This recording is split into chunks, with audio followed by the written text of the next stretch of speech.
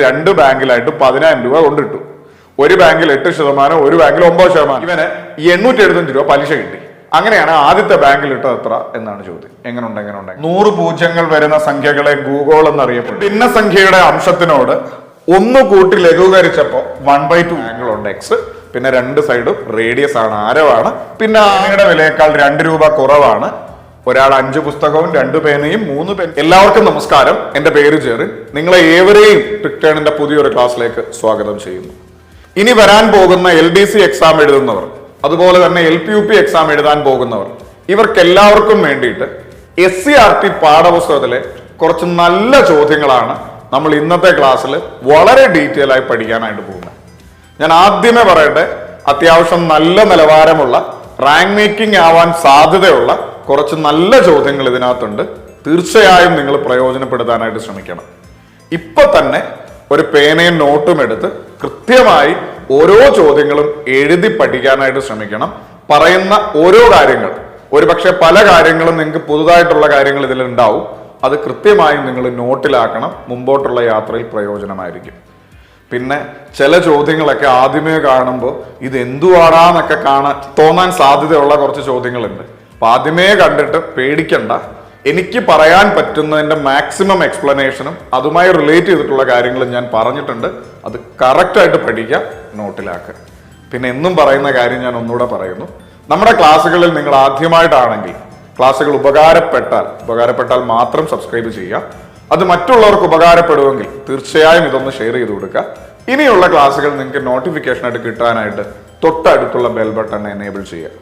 പിന്നെ നമ്മുടെ official Telegram ചാനലിൽ നിങ്ങൾ ഇതുവരെയും ഇല്ല എങ്കിൽ തീർച്ചയായും അതിൽ ജോയിൻ ചെയ്യുക.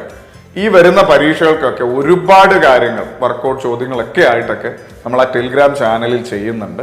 അത് മാക്സിമം പ്രയോജനപ്പെടുത്തുക. നമ്മുടെ ടെലിഗ്രാം ചാനലിൽ നിങ്ങൾ ഇതുവരെയും ഇല്ല എങ്കിൽ നമ്മുടെ എല്ലാ വീഡിയോയുടെയും ഡിസ്ക്രിപ്ഷനിൽ ടെലിഗ്രാം ചാനലിന്റെ ലിങ്ക് ഉണ്ട്.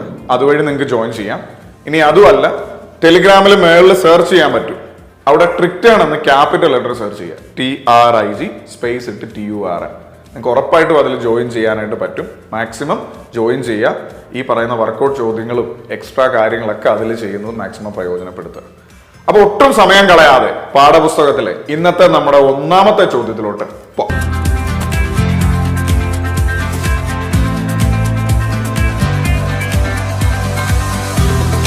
രേഖീയ ജോഡിയിലെ ഒരു കോൺ മറ്റേ കോണിന്റെ 8 മടങ്ങാണ് എങ്കിൽ അതിലെ ചെറിയ കോൺ എത്ര എന്നതാണ് ചോദ്യം. 4 ഓപ്ഷൻ ഉണ്ട്. ചോദ്യം ഒന്നുകൂടെ പറയുന്നു. ഒരു രേഖീയ ജോഡി, മക്കളെ, രേഖീയ ജോഡി എന്ന് പറഞ്ഞാൽ ഇംഗ്ലീഷിൽ അവരെ ലീനിയർ പെയർ എന്ന് പറയും. ലീനിയർ പെയറിലെ ഒരു കോൺ മറ്റേ കോണിന്റെ 8 മടങ്ങാണ് എങ്കിൽ ചെറിയ കോൺ എത്ര എന്നതാണ് ചോദ്യം. നമ്മൾ ആദ്യം രേഖീയ ജോഡി എന്താണ് എന്ന് പഠിക്കുന്നു. മക്കളെ, വേണ്ട, ഇങ്ങനെ ഇരിക്കുന്ന ഒരു സാധനമാണ് രേഖീയ ജോഡി എന്ന് പറയുന്നു. അതായത് ഒരു വരയിൽ അല്ലെങ്കിൽ ഒരു പ്രതലത്തിൽ മറ്റൊരു വര വന്ന് മുട്ടുമ്പോൾ അവിടെ ഉണ്ടാകുന്ന 2 കോണുകൾ, 2 ജോഡി കോണുകളെ വിളിക്കുന്ന പേരാണ് രേഖീയ ജോഡി, ലീനിയർ പെയർ. ഇത് ഇങ്ങനെ വന്നാലും ഒരു ലീനിയർ പെയർ ആണ്. ഇനി ഇങ്ങനെ ഇരുന്നാലും ഒരു ലീനിയർ പെയർ ആണ്. അപ്പോൾ ഒരു പ്രതലത്തിൽ ഒരു വര കൊണ്ട് മുട്ടുമ്പോൾ അവിടെ ഉണ്ടാവുന്ന 2 കോണുകളെ വിളിക്കുന്ന 2 ജോഡി, അതായത് ഒരു ജോഡി കോൺ, 2 ജോഡിയല്ല, ഒരു ജോഡി കോണുകളെ വിളിക്കുന്ന പേരാണ് രേഖീയ ജോഡി. മക്കളെ, ഇങ്ങനെ ഒരു രേഖീയ ജോഡിയെ കുറിച്ച് പറയുമ്പോൾ നിങ്ങൾ മനസ്സിലാക്കേണ്ട ഒരു പോയിന്റ് എന്താന്ന് വെച്ചാൽ, രേഖീയ ജോഡിയിൽ 2 കോണുകൾ ഉണ്ടാവും.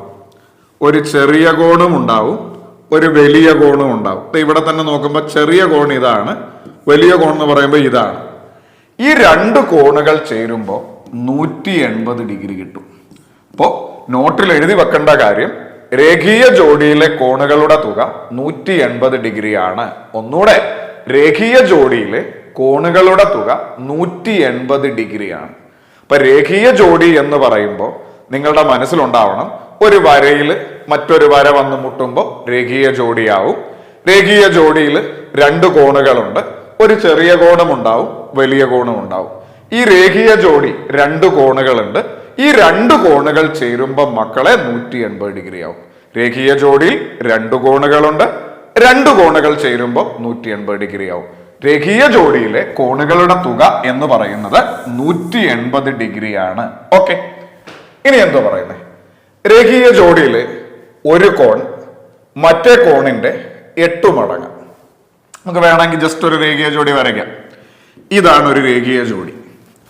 ഈ രേഖീയ ജോഡിയിലെ ഒരു കോൺ, ഇതാണ് ഒരു കോൺ എന്നിരിക്കട്ടെ, മറ്റേ കോണിന്റെ 8 മടങ്ങാണ്. അപ്പൊ ഇവിടെ ചെറിയ കോൺ എക്സ് ആണെങ്കിൽ ഇവിടുത്തെ വലിയ കോൺ എന്ന് പറയുന്നത് 8x ആണ്. കാര്യം 8 മടങ്ങാണ് എന്ന് പറയുന്നു. ഇപ്പൊ രേഖീയ ജോഡിയിലെ ഒരു കോൺ എക്സ് ആണ്, മറ്റേ കോൺ എന്ന് പറയുമ്പോൾ 8 മടങ്ങാണ്. അപ്പൊ 8x ആണ്. 4 മടങ്ങെന്ന് പറഞ്ഞായിരുന്നെങ്കിൽ 4x, 3 മടങ്ങെന്ന് പറഞ്ഞായിരുന്നെങ്കിൽ 3x, 7 മടങ്ങെന്ന് പറഞ്ഞായിരുന്നെങ്കിൽ 7x. ഓക്കെ, ഇനി നമുക്ക് ചെറിയ കോൺ കണ്ടുപിടിക്കണം. നമുക്കെല്ലാവർക്കും അറിയാവുന്ന രേഖീയ ജോഡിയിലെ കോണുകളെ കൂട്ടുമ്പോൾ 180 ഡിഗ്രി കിട്ടും. ഒരു കോൺ എക്സ്, അടുത്ത കോൺ 8x, 8ഉം 8x കൂടെ കൂട്ടി 9x ആണ് നമ്മൾ ഈ പറയുന്ന 180. അങ്ങനെയാണ് എക്സ് എന്ന് പറയുന്നത്. ഈ 9 അവിടെ പോയി 180/9 20 ഡിഗ്രി ആണ് എന്ന് മനസ്സിലാവും. എക്സ് എന്ന് പറയുന്നത് 20 ഡിഗ്രി. എക്സ് എന്ന് പറഞ്ഞാൽ ചെറിയ കോൺ 20 ഡിഗ്രി. അപ്പൊ വലിയ കോൺ എന്ന് പറഞ്ഞാൽ 8x ആണ്. 8 ഗുണം 20 160 ഡിഗ്രി. നമ്മളോട് വലിയ കോൺ ചോദിച്ചാൽ 160 ഡിഗ്രിയാണ്, ചെറിയ കോൺ ചോദിച്ചാൽ 20 ഡിഗ്രിയാണ്. ഇവിടെ നമ്മളോട് ചെറിയ കോണാണ് ചോദിച്ചേക്കുന്നത്. Option C 20 degree. സിമ്പിൾ സാധനമല്ലേ? അപ്പൊ നമ്മൾ ചെയ്ത സ്റ്റെപ്പ് ഒന്നുകൂടെ പറയുന്നു. രേഖീയ ജോഡിയില് മൊത്തം 180. ഒരു കോൺ മറ്റേ കോണിന്റെ 8 മടങ്ങാണ്. ഒരു കോൺ എക്സ്, അപ്പൊ മറ്റേ കോൺ എന്ന് പറയുന്നത് 8 മടങ്ങ് 8x. നമുക്കെല്ലാവർക്കും അറിയാം ഈ കോണുകൾ കൂട്ടുമ്പോൾ 180 വരും. എക്സും 8x കൂടെ കൂട്ടി 9x ആണ് 180. അങ്ങനെയാണ് 1x എന്ന് പറയുന്നത്, എക്സ് എന്ന് പറയുന്നത് 180/9 20. അപ്പൊ എക്സ് എന്ന് പറയുന്നത് 20, 8x എന്ന് പറയുന്നത് 8 20 160. നമ്മളോട് ചെറിയ കോൺ ചോദിച്ചു, അത് എക്സ് ആണ്, 20 ആണെന്ന് മനസ്സിലാവും, സി ആണ്. ഓക്കെ അല്ലേ? ഇനി ചില ആളുകൾ ഇങ്ങനെയും ചെയ്യുന്നവരുണ്ട് കേട്ടോ. അതായത് ഒരു കോണ് മറ്റേ കോണിന്റെ 8 മടങ്ങ്. അപ്പൊ ഒരു കോൺ 1 ആണെങ്കിൽ മറ്റേ കോൺ 8 ആണ്. അപ്പൊ കോണുകൾ തമ്മിലുള്ള റേഷ്യോ 1:8 ആണ്. ഇങ്ങനെ ചിന്തിക്കുന്നവരും ഉണ്ട് കേട്ടോ. ഒരു കോൺ 1 ആണെങ്കിൽ വലിയ കോൺ എന്ന് പറയുന്നത് 8 ആണ്. ഇനി നമുക്ക് എല്ലാവർക്കും അറിയാം കോണുകൾ കൂട്ടുമ്പോൾ 180 വരും. അപ്പൊ ചെറിയ കോൺ കാണാനായിട്ട് ചെറിയ റേഷ്യോയായ 1/, ടോട്ടൽ റേഷ്യോയായ 1/9 ഇൻറ്റു 180. ഇത് ചെയ്താലും 20 കിട്ടും. ഇനി വലിയ കോൺ കാണാനായിട്ട് വലിയ റേഷ്യോയായ 8/, ടോട്ടൽ റേഷ്യോയായ 9 ഗുണം 180. ഇത് വെട്ടി ചെയ്താലും നമുക്ക് 160 കിട്ടും. കുഴപ്പമൊന്നുമില്ല. ഏത് രീതി വേണേലും നിങ്ങൾക്ക് ചെയ്യാം, നിങ്ങളുടെ സൗകര്യം. ഇപ്പൊ രേഖീയ ജോഡി എന്ന് പറയുമ്പോൾ ഇംഗ്ലീഷിൽ ഓർക്കുക ലീനിയർ പെയർ. ലീനിയർ പെയർ എന്ന് പറഞ്ഞാൽ ദേ ഇങ്ങനൊക്കെ ഇരിക്കുന്ന സാധനം, അല്ലെ ഇങ്ങനൊക്കെ ഇരിക്കുന്ന സാധനം, 2 കോണുകൾ ഉണ്ടാവും. ആ 2 കോണുകളുടെ തുക, രേഖീയ ജോഡിയിലെ കോണുകളുടെ തുക 180 ആണ് എന്ന് നിങ്ങൾ മനസ്സിലാക്കിക്കോളുക. ഓക്കെ ആണ്? അടുത്ത ചോദ്യത്തിലോട്ട് പോകുന്നു. 1 മുതൽ തുടർച്ചയായി കുറെ ഒറ്റ സംഖ്യകൾ കൂട്ടിയപ്പോൾ 5184 എന്ന് കിട്ടി. എത്ര വരെയുള്ള ഒറ്റ സംഖ്യകളാണ് കൂട്ടിയത്? 7ാം ക്ലാസ്സിലെ ഒരു ചോദ്യമാണ് ഇത്. അപ്പൊ നമ്മൾ ഈ ചോദ്യം ഒന്ന് മനസ്സിലാക്കി. ഒരിക്കൽ വന്നതാണ് ഈ ചോദ്യം. അന്ന് വന്നപ്പോൾ ഒരുമാതിരിപ്പെട്ടവരൊക്കെ തെറ്റിച്ച സാധനമാണിത്. റാങ്ക് മേക്കിംഗ് ആവാൻ സാധ്യതയുണ്ട്. അത് എന്തുകൊണ്ടാന്നുള്ളത് ഞാൻ പറയാം. അതായത് 1 മുതൽ കുറച്ചൊറ്റ സംഖ്യകൾ കൂട്ടി. അതായത് 1, 3, 5, 7. അതായത് ആദ്യം മുതലുള്ള കുറച്ചൊറ്റ സംഖ്യകൾ കൂട്ടി. 1, 3, 5, 7 ഇങ്ങനെ കുറെ ഒറ്റ സംഖ്യകൾ കൂട്ടിയപ്പോൾ നമുക്ക് 5184 എന്ന് കിട്ടി. 5000. എങ്കിൽ എത്ര വരെയുള്ള ഒറ്റ സംഖ്യകളാണ് കൂട്ടിയത്? കുറച്ചുകൂടെ വ്യക്തമായി ഈ ചോദ്യം പറഞ്ഞ ആദ്യം മുതലുള്ള കുറച്ച് എത്ര എണ്ണം നമുക്കറിയില്ല, കുറച്ചൊറ്റ സംഖ്യകൾ കൂട്ടിയപ്പോ 5184 എന്ന് വന്നു. എത്ര വരെയുള്ള? മക്കളെ, നമ്മൾ ഈ മത്സര പരീക്ഷയിലെ പഠനം തുടങ്ങുമ്പോൾ തന്നെ നമ്മൾ പഠിക്കുന്നതാണ് ആദ്യത്തെ എണ്ണൽ സംഖ്യകളുടെ തുക n ഇൻറ്റു n പ്ലസ് 1/2 ആണ്. ആദ്യത്തെ ഇരട്ട സംഖ്യകളുടെ തുക n ഇൻറ്റു n പ്ലസ് 1 ആണ്. ആദ്യത്തെ ഒറ്റ സംഖ്യകളുടെ തുക n² ആണ് എന്നൊക്കെ നമ്മൾ പഠിക്കാറുണ്ട് അല്ലേ. അപ്പൊ ഇവിടെ ആദ്യത്തെ കുറച്ച് ഒറ്റ സംഖ്യകൾ, ആദ്യത്തെ 1 മുതൽ എന്ന് പറയുമ്പോൾ ആദ്യം മുതലുള്ള കുറച്ച് ഒറ്റ സംഖ്യകൾ കൂട്ടിയപ്പോ 5184 എന്ന് കിട്ടി. അപ്പൊ നമ്മൾ മനസ്സിലാക്കേണ്ട പോയിന്റ്, ആദ്യത്തെ ഒറ്റ സംഖ്യകളുടെ തുക എന്ന് പറഞ്ഞാൽ n² ആണ്. ഈ n² ആണ് നമ്മളോട് പറയുന്ന 5184. n² 5184 ആണെങ്കിൽ n എന്ന് പറയുന്നത് √5184. 5184ന്റെ റൂട്ട് നമ്മൾ കണ്ടെത്തണം. റൂട്ട് കണ്ടെത്താനായിട്ട് നമുക്ക് പല മെത്തേഡുകളുണ്ട്. ചില ആളുകൾ ഇതിന് ഷോർട്ട് കട്ട് ഉപയോഗിക്കും. ഷോർട്ട് കട്ട് ഈസിയാണ്, നമ്മൾ തന്നെ പഠിച്ചിട്ടുണ്ട്. ഇനി അതല്ലെങ്കിൽ ഇതിന്റെ പ്രോപ്പർ വഴി, ഞാൻ പ്രോപ്പർ വഴി കാണിക്കാം, ശ്രദ്ധിക്കുക, രണ്ടും കാണിക്കാം. 5184നെ മറ്റു ഘടകങ്ങളില്ലാത്ത 2, 3, 5, 7 തുടങ്ങിയ പ്രൈം നമ്പറുകൾ ഉപയോഗിച്ച് ഘടകക്രിയ ചെയ്യാം. മറ്റ് സംഖ്യകൾ ഉപയോഗിച്ചാലും കിട്ടും, പക്ഷെ പ്രൈം ഉപയോഗിക്കുന്നതാണ് നല്ലത്. 2 കൊണ്ട് 5184നെ ഘടകക്രിയ ചെയ്യാം. ഇത് 2 വന്നു, 5 വന്നു, ബാക്കി 1, 9 വന്നു, 2 വന്നു, 2592 എന്ന് വന്നു. വീണ്ടും നമുക്ക് 2 വെച്ച് ഘടകക്രിയ ചെയ്യാം. 2 വെച്ച് ചെയ്യുമ്പോൾ 1 വന്നു, 2 വന്നു, ബാക്കി 4, 19 വന്നപ്പോൾ 9 വന്നു, 9 വന്നു, 6 വന്നു. ഈ 1296നെ വീണ്ടും നമുക്ക് 2 വെച്ച് ഘടകക്രിയ ചെയ്യാം. 6 വന്നു, ഘടകക്രിയ ചെയ്യാന്ന് പറഞ്ഞാൽ ഹരിക്കാന്ന. 4 വന്നു, 8 വന്നു, 604. വീണ്ടും ഘടകക്രിയ ചെയ്താൽ ഈ സാധനം 324 വീണ്ടും ഘടകക്രിയ ചെയ്താൽ ഈ സാധനം 162 വീണ്ടും ഘടകക്രിയ ചെയ്താൽ ഈ സാധനം 81 ഇനി 81നെ നമുക്ക് ഘടകക്രിയ ചെയ്യാൻ പറ്റുകയില്ല. കാര്യം 2 വെച്ച് പറ്റത്തില്ല. √81 എടുക്കാം, 3 വെച്ച് ചെയ്യാം. 3 വെച്ച് ചെയ്യുമ്പോൾ ഇത് 27 വീണ്ടും 3 വെച്ച് ചെയ്യുമ്പോൾ ഇത് 9 വീണ്ടും 3 വെച്ച് ചെയ്യുമ്പോൾ ഇത് 3 3 വെച്ച് ചെയ്യുമ്പോൾ 1 ഇങ്ങനെയാണ് പ്രോപ്പർ രീതി. അപ്പൊ 5184നെ നമ്മൾ പ്രൈം നമ്പറുകൾ മാത്രം ഉപയോഗിച്ച് ഘടകക്രിയ ചെയ്ത് 1ലേക്ക് കൊണ്ടുവന്നു. അപ്പൊ 5184നെ നമുക്ക് എങ്ങനെ എഴുതാം? 2 ഗുണം 2 ഗുണം 2 ഗുണം 2 ഗുണം 2 ഗുണം 3 ഗുണം 3 ഗുണം 3 ഗുണം 3 എന്ന് എഴുതാം. Root of. ഇനി 2 പകരം റൂട്ട് എടുക്കുമ്പോൾ ഒരു 2 2 പകരം ഒരു 2. ഇനി സോറി, ഇടയ്ക്കൊരു 2 ഞാൻ മിസ്സാക്കി അല്ലേ. മൊത്തം 6 2 ഉണ്ട്. 1 2 3 4 5 6 ഞാൻ എഴുതാൻ വിട്ടുപോയത്. 2 പകരം ഒരു 2 അല്ലേ, ആലോചിച്ച് നോക്ക്.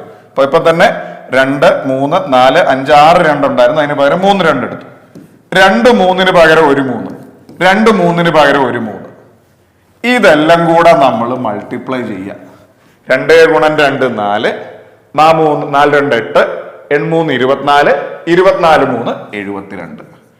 ഇതാണ് 5184ന്റെ റൂട്ട് എന്ന് പറയുന്നത് 72 എന്ന് കിട്ടും.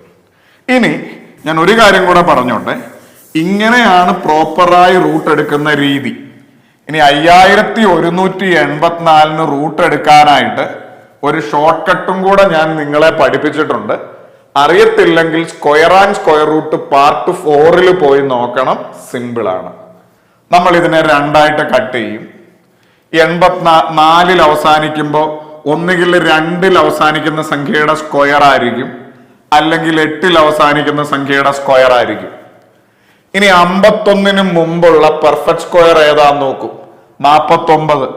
ഇനി പുറകോട്ട് 49ന്റെ റൂട്ട് 7. ഒന്നുകിൽ ഇവരുടെ റൂട്ട് 72 78 ആണ്. അത് ഉറപ്പിക്കാനായിട്ട് 7 7 കഴിഞ്ഞ് വരുന്ന സംഖ്യയും കൂടെ ഗുണിക്കണം. 7 8 56. ഇവിടെ ഉള്ളത് 51. അതുകൊണ്ട് നമ്മൾ ചെറിയ സംഖ്യ എടുക്കും. ഇവിടെ ഉള്ളത് 56-നേക്കാളും വലുതാണ്, നമ്മൾ വലിയ സംഖ്യ എടുക്കും. അപ്പൊ ഇവിടെ നമുക്ക് ഈ ഒരു രീതി ചെയ്താലും ഈ പറയുന്ന സാധനമായ 72 റൂട്ടായിട്ട് കിട്ടും. ഓക്കെ ആണ്. ഇപ്പൊ ഞാൻ പറഞ്ഞ ഈ മെത്തേഡ് കുറച്ചു പേർക്ക് നല്ല കൺഫ്യൂസിങ് ആണ് ആദ്യമായിട്ട് കേൾക്കുന്നവർക്ക്. Square and square root part 4 ഇത് കിടപ്പുണ്ട്. ഈ വീഡിയോയുടെ താഴെ ഡിസ്ക്രിപ്ഷനിൽ ഞാൻ അതിന്റെ ലിങ്കും കൊടുത്തേക്കാം. മസ്റ്റ് ആയിട്ടും കാണണം. 2-3 സെക്കൻഡിന്റെ അകത്തിൽ മുമ്പേ പറഞ്ഞ രീതി ഒന്നും ചെയ്യാതെ നമുക്ക് റൂട്ട് എടുക്കാൻ പറ്റും. ഓക്കെ ആണ്. അപ്പൊ നമ്മുടെ കാര്യം ഇതല്ല. n സ്ക്വയർ എന്ന് പറയുന്നതാണ് ആദ്യത്തെ എണ്ണൽ സംഖ്യകളുടെ തുക. അത് നമുക്കറിയാം 5184. അപ്പൊ n എന്ന് പറയുന്നത് √5184. അപ്പൊ n-ന്റെ വില നമുക്ക് കിട്ടും 72. ഇനിയാണ് ഈ ചോദ്യത്തിലെ ട്വിസ്റ്റ് കിടക്കുന്നത്. ശ്രദ്ധിക്കണേ. 72 ഇവിടെ ടിക്ക് ചെയ്യാൻ റെഡി ആയിക്കൂന്ന് പറഞ്ഞുകൊണ്ട് നിപ്പുണ്ട്. പക്ഷെ അതിലൊരു പ്രശ്നമുണ്ട്. ഇവിടെ നോക്കിക്കേ, എത്ര വരെയുള്ള ഒറ്റ സംഖ്യകളാണ് കൂട്ടിയത് എന്നതാണ് ചോദ്യം. മക്കളെ, എത്ര ഒറ്റ സംഖ്യകളാണ് കൂട്ടിയത് എന്നാണ് ചോദ്യമെങ്കിൽ നമ്മുടെ ഉത്തരം 72. എത്ര ഒറ്റ സംഖ്യകൾ നീ കൂട്ടി? നമ്മുടെ ഉത്തരം 72. കാര്യം എണ്ണം n എന്ന് പറയുന്നത് എണ്ണമാണ്. എത്ര ഒറ്റ സംഖ്യകൾ കൂട്ടിയാൽ ആദ്യം മുതൽ എത്ര ഒറ്റ സംഖ്യകൾ കൂട്ടിയാൽ 5184 കിട്ടുമെന്ന് ചോദിച്ചാൽ നമുക്ക് പറയാം, എടാ n സ്ക്വയർ ഇതാണ്. അപ്പൊ എണ്ണം 72. അപ്പൊ 72 ഒറ്റ സംഖ്യകൾ കൂട്ടിയാൽ ഈ പറയുന്ന ഇത് കിട്ടുമെന്ന് മനസ്സിലാവും. പക്ഷെ നമ്മളോട് എത്ര വരെയുള്ള എന്നാണ് ചോദിച്ചേക്കുന്നത്. ഈ വാക്ക് പ്രത്യേകം ശ്രദ്ധിച്ചോണം. എത്ര വരെയുള്ള. നമുക്കെല്ലാവർക്കും അറിയാം 72 ഒറ്റ സംഖ്യകൾ കൂട്ടി. 72 ഒറ്റ സംഖ്യകൾ കൂട്ടി എന്ന് പറഞ്ഞാൽ എത്ര വരെ എന്ന് പറയുമ്പോ 72ാമത്തെ ഒറ്റ സംഖ്യ എടുക്കണം. 72ാമത്തെ ഒറ്റ സംഖ്യ കാണാനുള്ള ഷോർട്ട് കട്ട് 72ന്റെ ഇരട്ടി എടുക്കുക, 1 കുറയ്ക്കുക. 72ന്റെ ഇരട്ടി 144. അതായത് 72 ഗുണം 2 ചെയ്തിട്ട് 1 കുറയ്ക്കുക, 143 ആണ് നമ്മുടെ ഉത്തരം. മോനെ, എത്ര ഒറ്റ സംഖ്യകൾ കൂട്ടി എന്ന് ചോദിച്ചാൽ നമ്മുടെ ഉത്തരം 72. എത്ര വരെയുള്ള ഒറ്റ സംഖ്യകൾ കൂട്ടി എന്ന് ചോദിച്ചാൽ 143 വരെ. 143 വരെ. ഓക്കെ ആണോ?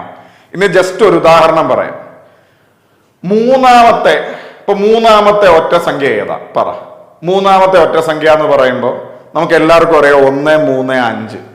ആലോചിച്ചോ, 5 നമുക്ക് എണ്ണം അറിയാം, മൂന്നാമത്തേതാണ്. അത് 5ലേക്ക് എങ്ങനെയാ വരുന്നത്? 3ന്റെ ഇരട്ടി 6, 6ൽ നിന്ന് 1 കുറച്ച് 5. 10ാമത്തെ ഒറ്റ സംഖ്യ എങ്ങനെ? 1, 3, 5, 7, 9, 11, 13, 15, 17, 19. 10ാമത്തെ ഒറ്റ സംഖ്യ 19. അതെങ്ങനെയാ കിട്ടുന്നത്? 10ന്റെ ഇരട്ടി 20, 20ൽ നിന്ന് 1 കുറച്ച് 19. ഓക്കെ ആണോ? അപ്പൊ ഇവിടെ എത്ര ഒറ്റ സംഖ്യകൾ കൂട്ടി എന്നാണ് ചോദ്യമെങ്കിൽ, എടാ 72 ഒറ്റ സംഖ്യകൾ കൂട്ടി. എത്ര വരെയുള്ള ഒറ്റ സംഖ്യകൾ കൂട്ടി എന്നാണ് ചോദ്യം ഇവിടെ. അപ്പോ 72 ഒറ്റ സംഖ്യകൾ കൂട്ടി. 72 എന്ന് പറയുമ്പോൾ എത്രാമത്തെ ഒറ്റ സംഖ്യ വരും? 72ന്റെ ഇരട്ടി 144, 1 കുറച്ച് 100, 143 വരെയുള്ള ഒറ്റ സംഖ്യകൾ കൂട്ടി. ഓക്കെ ആണ്?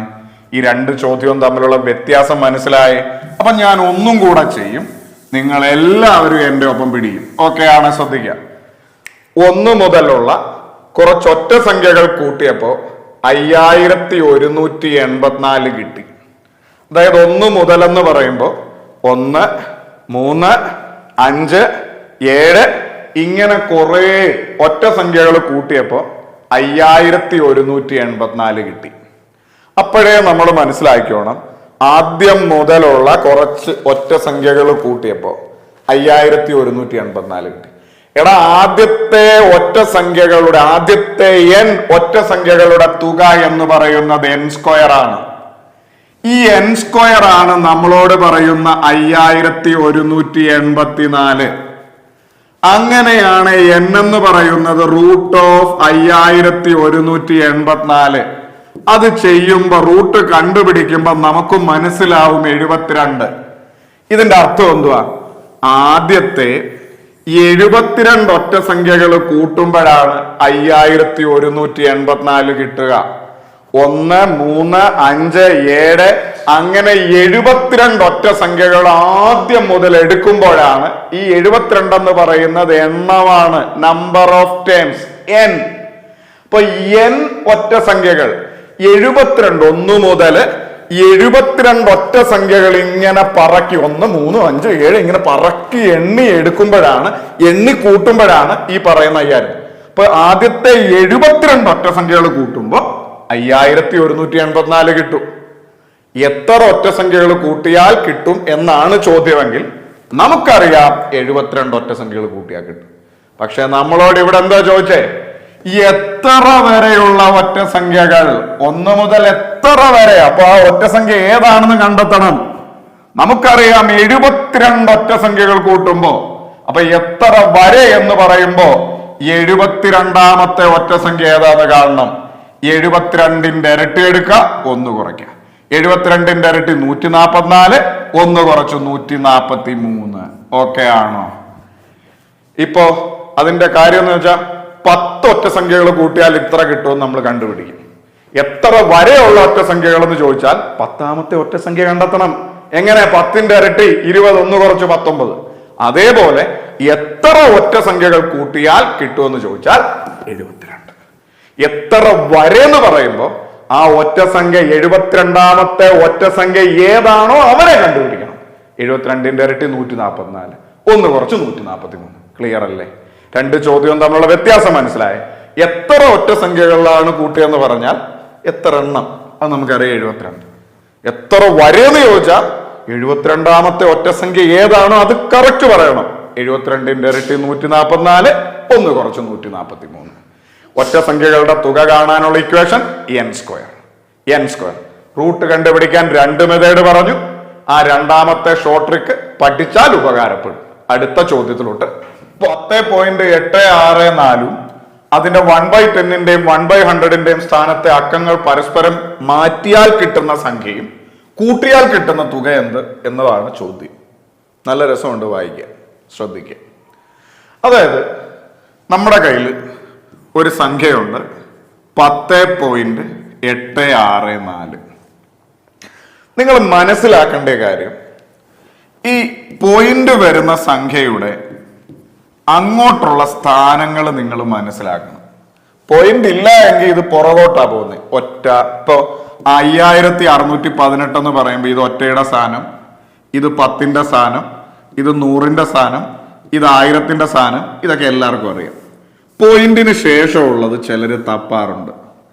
മക്കളെ, പോയിന്റ് കഴിഞ്ഞ് ആദ്യത്തെ സ്ഥാനം എന്ന് പറഞ്ഞാൽ 1/10, 10ൽ1ന്റെ സ്ഥാനമാണ്. പോയിന്റ് കഴിഞ്ഞ് രണ്ടാമത്തെ സ്ഥാനം എന്ന് പറഞ്ഞാൽ 1/100, 100ൽ1ന്റെ സ്ഥാനം.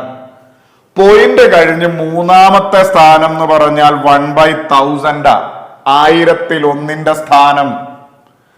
അപ്പോ ഇവിടെ ഈ 10.864 8 എന്ന് പറയുന്നത് 1/10ന്റെ സ്ഥാനം, 6 എന്ന് പറയുന്നത് 1/100ന്റെ സ്ഥാനം, 4 എന്ന് പറയുന്നത് 1/1000ന്റെ സ്ഥാനം. 1/1000 1000ൽ1. വേറെ ഉദാഹരണം പറയാം. 5.6427 ഇത് 1/10ന്റെ സ്ഥാനം 6, 4 എന്ന് പറഞ്ഞാൽ 1/100ന്റെ സ്ഥാനം, 2 എന്ന് പറഞ്ഞാൽ 1/1000ന്റെ സ്ഥാനം, 7 എന്ന് പറഞ്ഞാൽ 1/10,000ന്റെ സ്ഥാനം. മലയാളത്തിൽ പറഞ്ഞാൽ 10ൽ1ന്റെ സ്ഥാനം 6, 100ൽ1ന്റെ സ്ഥാനം 4, 1000ൽ1ന്റെ സ്ഥാനം 2, 10,000ൽ1ന്റെ സ്ഥാനം 7. സെറ്റ്. ഇനി നമുക്ക് ഈ ചോദ്യത്തിലേക്ക് വരാം. പോയിന്റ് കഴിഞ്ഞ് ആദ്യത്തേത് 1/10, രണ്ടാമത്തേത് 1/100, മൂന്നാമത്തേത് 1/1000, നാലാമത്തേത് 1/10,000. ഇനി ഇവിടെ വാ. 10.864 ഓക്കെ, അതിന്റെ 1/10ന്റെയും 1/100ന്റെയും സ്ഥാനത്തെ അക്കങ്ങൾ പരസ്പരം മാറ്റിയാൽ കിട്ടുക. ഇതിന്റെ 1/10ന്റെ സ്ഥാനം എന്ന് പറഞ്ഞാൽ 8, 1/100ന്റെ സ്ഥാനം എന്ന് പറഞ്ഞാൽ 6. ഇവര് പരസ്പരം മാറ്റിയാൽ കിട്ടുന്ന ഒരു സംഖ്യയുണ്ട്. ഇത് തമ്മിൽ കൂട്ടിയാൽ എന്ത് കിട്ടും എന്നാണ് ചോദ്യം. ചോദ്യം ഒന്നുകൂടെ. ഒരു സംഖ്യയുണ്ട് 10.864. ഇവരുടെ 1/10ഉം 1/100ഉം പരസ്പരം മാറ്റുമ്പോൾ വേറൊരു സംഖ്യ കിട്ടും. അത് രണ്ടും കൂടെ കൂട്ടിയാൽ എന്ത് കിട്ടും? അപ്പൊ ഇവരുടെ 1/10 എന്ന് പറഞ്ഞാൽ 8ഉം 1/100 എന്ന് പറഞ്ഞാൽ 6ഉം ഇവർ പരസ്പരം അങ്ങോട്ടും ഇങ്ങോട്ടും മാറ്റിയ 10.684 എന്ന് വരും. ഇത് രണ്ടും കൂടെ കൂട്ടിയാൽ എന്ത് കിട്ടും എന്നാണ് ചോദ്യം. ചോദ്യം ഒന്നുകൂടെ. നമ്മുടെ കയ്യിൽ ഒരു സംഖ്യയുണ്ട് 10.864. ഇതിന്റെ 1/10 8, ഇതിന്റെ 1/100 6. ഇവര് പരസ്പരം മാറ്റിയാൽ ഇപ്പൊ 8 ഇരിക്കുന്നിടത്ത് 6 ആവും, 6 ഇരിക്കുന്നിടത്ത് 8 ആവും. അങ്ങനെ മാറ്റിയാൽ കിട്ടുന്ന സംഖ്യയും അങ്ങനെ പരസ്പരം മാറ്റിയാൽ ഒരു സംഖ്യ കിട്ടും. അവര് തമ്മിൽ കൂട്ടിയാൽ എന്ത് കിട്ടും? അപ്പൊ സംഖ്യ 10.864 ഇതിന്റെ 1/10ഉം 1/100ഉം മാറ്റിയാൽ 10.684 എന്ന് വരും. ഇത് തമ്മിൽ കൂട്ടിയാൽ എന്ത് കിട്ടും? 4ഉം 4ഉം 8. ഇതിന്റെ ഓപ്ഷൻ തെറ്റാണ്, ദയവായി ക്ഷമിക്കുക. നിങ്ങൾ കുറച്ചുപേർ ആലോചിക്കുന്നുണ്ട് ഇപ്പൊ ഇത്രയും നേരം തന്നെ, ഇവിടെ ഓപ്ഷൻ കിട്ടുന്നില്ലല്ലോ. സാരമില്ല. 4ഉം 4ഉം 8, 6ഉം 8ഉം 14 ശിഷ്ടം 1, 8ഉം 6ഉം 14 ശിഷ്ടം 1 15. 0.8 1 1. നമ്മുടെ 1 1 2. നമ്മുടെ ഉത്തരം 21.548 എന്നാണ്. 21.548 എന്ന് പറയുന്ന സാധനം ഓപ്ഷനിൽ ഒരിടത്തും ഇല്ല. ഞാൻ എഴുതിയ ഓപ്ഷന്റെ മിസ്റ്റേക്ക് ആണ്, ദയവായി ക്ഷമിക്കുക. നമ്മുടെ ഉത്തരം 21.548. സംഭവം നിങ്ങൾക്ക് മനസ്സിലായി, ഐഡിയ നിങ്ങൾക്ക് മനസ്സിലായി. അപ്പൊ ഈ സംഖ്യ അതിന്റെ 1/10 എന്ന് പറഞ്ഞാൽ 8, 1/100 എന്ന് പറഞ്ഞാൽ 6. ഇവര് പരസ്പരം മാറ്റുമ്പോൾ 6 8 8 6 6 8 ആവും. ഇത് രണ്ടും കൂടെ കൂട്ടുമ്പോൾ ഇത് കിട്ടും. 21.548 ആണ് ഉത്തരം. സെറ്റാണ്. അടുത്ത ചോദ്യത്തിലോട്ട് പോ. ഒരു കാർ 15 മിനിറ്റ് സമയം 36 km/മണിക്കൂർ ശരാശരി വേഗതയിലും പിന്നീടുള്ള 15 മിനിറ്റ് 60 km/h മണിക്കൂർ ശരാശരി വേഗതയിലുമാണ് സഞ്ചരിച്ചത്. കാർ എത്ര ദൂരം സഞ്ചരിക്കുന്നു എന്ന് കണക്കാക്കുക എന്നതാണ് ചോദ്യം. 7ാം ക്ലാസ്സിലെ ഒരു ചോദ്യമാണ്. അപ്പൊ ഒരു കാറുണ്ട്. ആ കാറ് ആദ്യത്തെ 15 മിനിറ്റ് 36 km/h, അതായത് 36 km/h പോയി. ശരാശരി, അതായത് ഒരു 36 km/h ഒരു ശരാശരി വേഗത മെയിൻറ്റെയിൻ ചെയ്ത് ത്രൂ ഔട്ട് പോയി. പിന്നീടുള്ള 15 മിനിറ്റ് 60 km/h പോയി. അങ്ങനെയാണ് ഈ കാർ എത്ര ദൂരം സഞ്ചരിക്കും എന്നാണ് ചോദ്യം. അപ്പൊ നമുക്ക് ആദ്യത്തെ 15 മിനിറ്റിൽ ഈ കാർ എത്ര ദൂരം പോകും എന്ന് കണ്ടെത്താം. ദൂരം കാണാൻ നമുക്ക് എല്ലാവർക്കും അറിയാം സ്പീഡ് ഇൻറ്റു ടൈം. ആദ്യത്തെ 15 മിനിറ്റിൽ കാറ് പോയ വേഗത 36. ഇനിയും നമുക്ക് എല്ലാവർക്കും അറിയാം ടൈം 15 മിനിറ്റ്. പക്ഷെ ഇവിടെ ഒരു കുഴപ്പമുണ്ട്. ഈ 36 km/h ആണ്. ദൂരം കിലോമീറ്ററിലും സമയം മണിക്കൂറിലും വേണം. ഈ എഴുതിയേക്കുന്നത് മിനിറ്റ് ആണ്. അവരെ മണിക്കൂറാക്കാൻ ഒരു /60 കൂടെ കൊടുക്കുക. കാര്യം ദൂരം km/h നമുക്ക് കിട്ടുന്ന സ്പീഡ് km/h നമുക്ക് കിട്ടുന്ന ദൂരം കിലോമീറ്ററിലായിരിക്കും, സമയം മണിക്കൂറിലാവണമെന്ന് നിർബന്ധമുണ്ട്. ഇവിടുത്തെ സമയം മിനിറ്റിലാണ്. അവനെ മണിക്കൂറിലാക്കാൻ ഒരു /60 കൂടെ കൊടുക്കുക. വലിയ സംഭവമൊന്നുമല്ല. 15ഉം 60ഉം 15 കൊണ്ട് വെട്ട ഒരു 15 15 15 4 60. 36നെ 4 കൊണ്ട് ഭാഗിച്ച് നമുക്ക് മനസ്സിലായി ആദ്യത്തെ 15 മിനിറ്റ് കൊണ്ട് ഇവൻ 9 കിലോമീറ്റർ പോകും. ഇനി അടുത്ത 15 മിനിറ്റിൽ ഈ കാർ 60ലാണ് പോകുന്നത്. അപ്പൊ ഈ കാറ് പോയ ദൂരം കണ്ടുപിടിക്കണം. ദൂരം എന്ന് പറയുന്നത് speed into time. Speed 60, time എന്ന് പറയുന്നത് 15. സ്പീഡ് km/h കൊടുക്കുമ്പോ ദൂരം കിലോമീറ്ററിലാവും, സമയം മണിക്കൂറാവും. ഇത് മിനിറ്റ് ആണ്, അവരെ മണിക്കൂറാക്കാൻ ഒരു ബൈ 60 കൊടുക്കുക. ഇത് പോയി ബാക്കി 15 കിലോമീറ്റർ. അപ്പൊ ആദ്യം ഇവൻ പോയത് 9 കിലോമീറ്റർ ആണ്, പിന്നെ ഇവൻ പോയത് 15 കിലോമീറ്റർ ആണ്. അങ്ങനെ 9ഉം 15ഉം ചേർത്ത് മൊത്തം 24 കിലോമീറ്റർ ആണ് ഇവൻ സഞ്ചരിച്ചത്. സെറ്റാണ്. ഞാൻ ഒരു വട്ടം കൂടെ പറയും, നിങ്ങൾ എല്ലാവരും എൻ്റെ ഒപ്പം പിടിക്കും. ഒരാള് ഒരു 15 മിനിറ്റ് സമയം 36 കിലോമീറ്റർ പെർ അവർ വേഗതയിൽ പോയി. അപ്പോഴേ നമുക്ക് അവൻ പോയ ദൂരം കാണാം. ദൂരം കാണാൻ സ്പീഡ് ഇൻറ്റു ടൈം. സ്പീഡ് മക്കളെ 36 കിലോമീറ്റർ പെർ അവർ ആണ്. ടൈം എന്ന് പറയുന്നത് 15 മിനിറ്റാണ്. സ്പീഡ് കിലോമീറ്റർ പെർ അവറിലാണെങ്കിൽ സമയം മണിക്കൂറിലേ കൊടുക്കാവൂ. പെർ അവറാ, മണിക്കൂറിലേ കൊടുക്കാവൂ. ഇത് മിനിറ്റ് ആണ്. അവരെ മണിക്കൂറാക്കാൻ ഒരു ബൈ 60 കൊടുക്കുക. കാര്യം 60 മിനിറ്റ് ആണ് ഒരു മണിക്കൂർ എന്ന് പറയുന്നു. അതുകൊണ്ട് മണിക്കൂറാക്കാൻ ഒരു ബൈ 60 കൊടുക്കുക. ഒരു 15 15 15 4 60, 15 30 45 60, 36നെ 4 കൊണ്ട് ഭാഗിച്ച് 9. അപ്പൊ ദൂരം kilometre per speed kilometre per അവറിലായതുകൊണ്ട് നമ്മുടെ ദൂരം കിലോമീറ്ററിലായിരിക്കും, സമയം മണിക്കൂറിലായിരിക്കും. അപ്പൊ ദൂരം നമുക്ക് കിലോമീറ്റർ കിട്ടി, 9 കിലോമീറ്റർ. ഇനി അടുത്ത 15 മിനിറ്റ് ഇവൻ 60 കിലോമീറ്റർ പെർ മണിക്കൂറിലാണ് പോയത്, 60 കിലോമീറ്റർ പെർ അവറിലാണ് പോയത്. അപ്പൊ അവൻ സഞ്ചരിച്ച ദൂരം കാണാൻ speed into time. Speed 60 kilometre per hour, ദൂരം കിലോമീറ്ററിൽ, സമയം മണിക്കൂറിൽ, ഇൻറ്റു ടൈം എന്ന് പറഞ്ഞാൽ 15 മിനിറ്റ്. അവരെ മണിക്കൂറാക്കാൻ ഒരു ബൈ 60 കൊടുക്കണം. മിനിറ്റ് മണിക്കൂറാക്കണം. പോയി അപ്പൊ കിട്ടിയ ദൂരം 15 കിലോമീറ്റർ.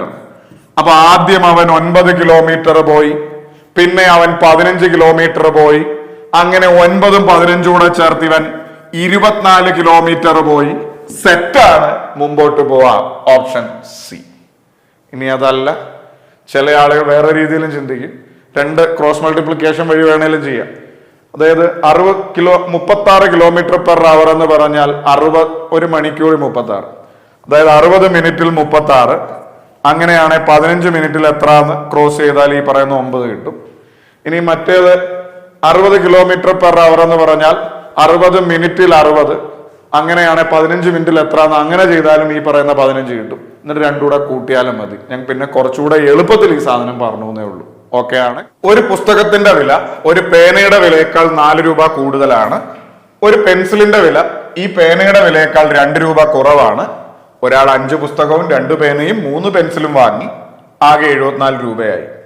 എങ്കിൽ ഒരു പുസ്തകത്തിന്റെ വില എത്രയാണ് എന്നതാണ് ചോദ്യം. 8ാം ക്ലാസ്സിലെ ചോദ്യം. വായിക്കുമ്പോൾ വലിയ ചോദ്യമാണെന്നൊക്കെ തോന്നും.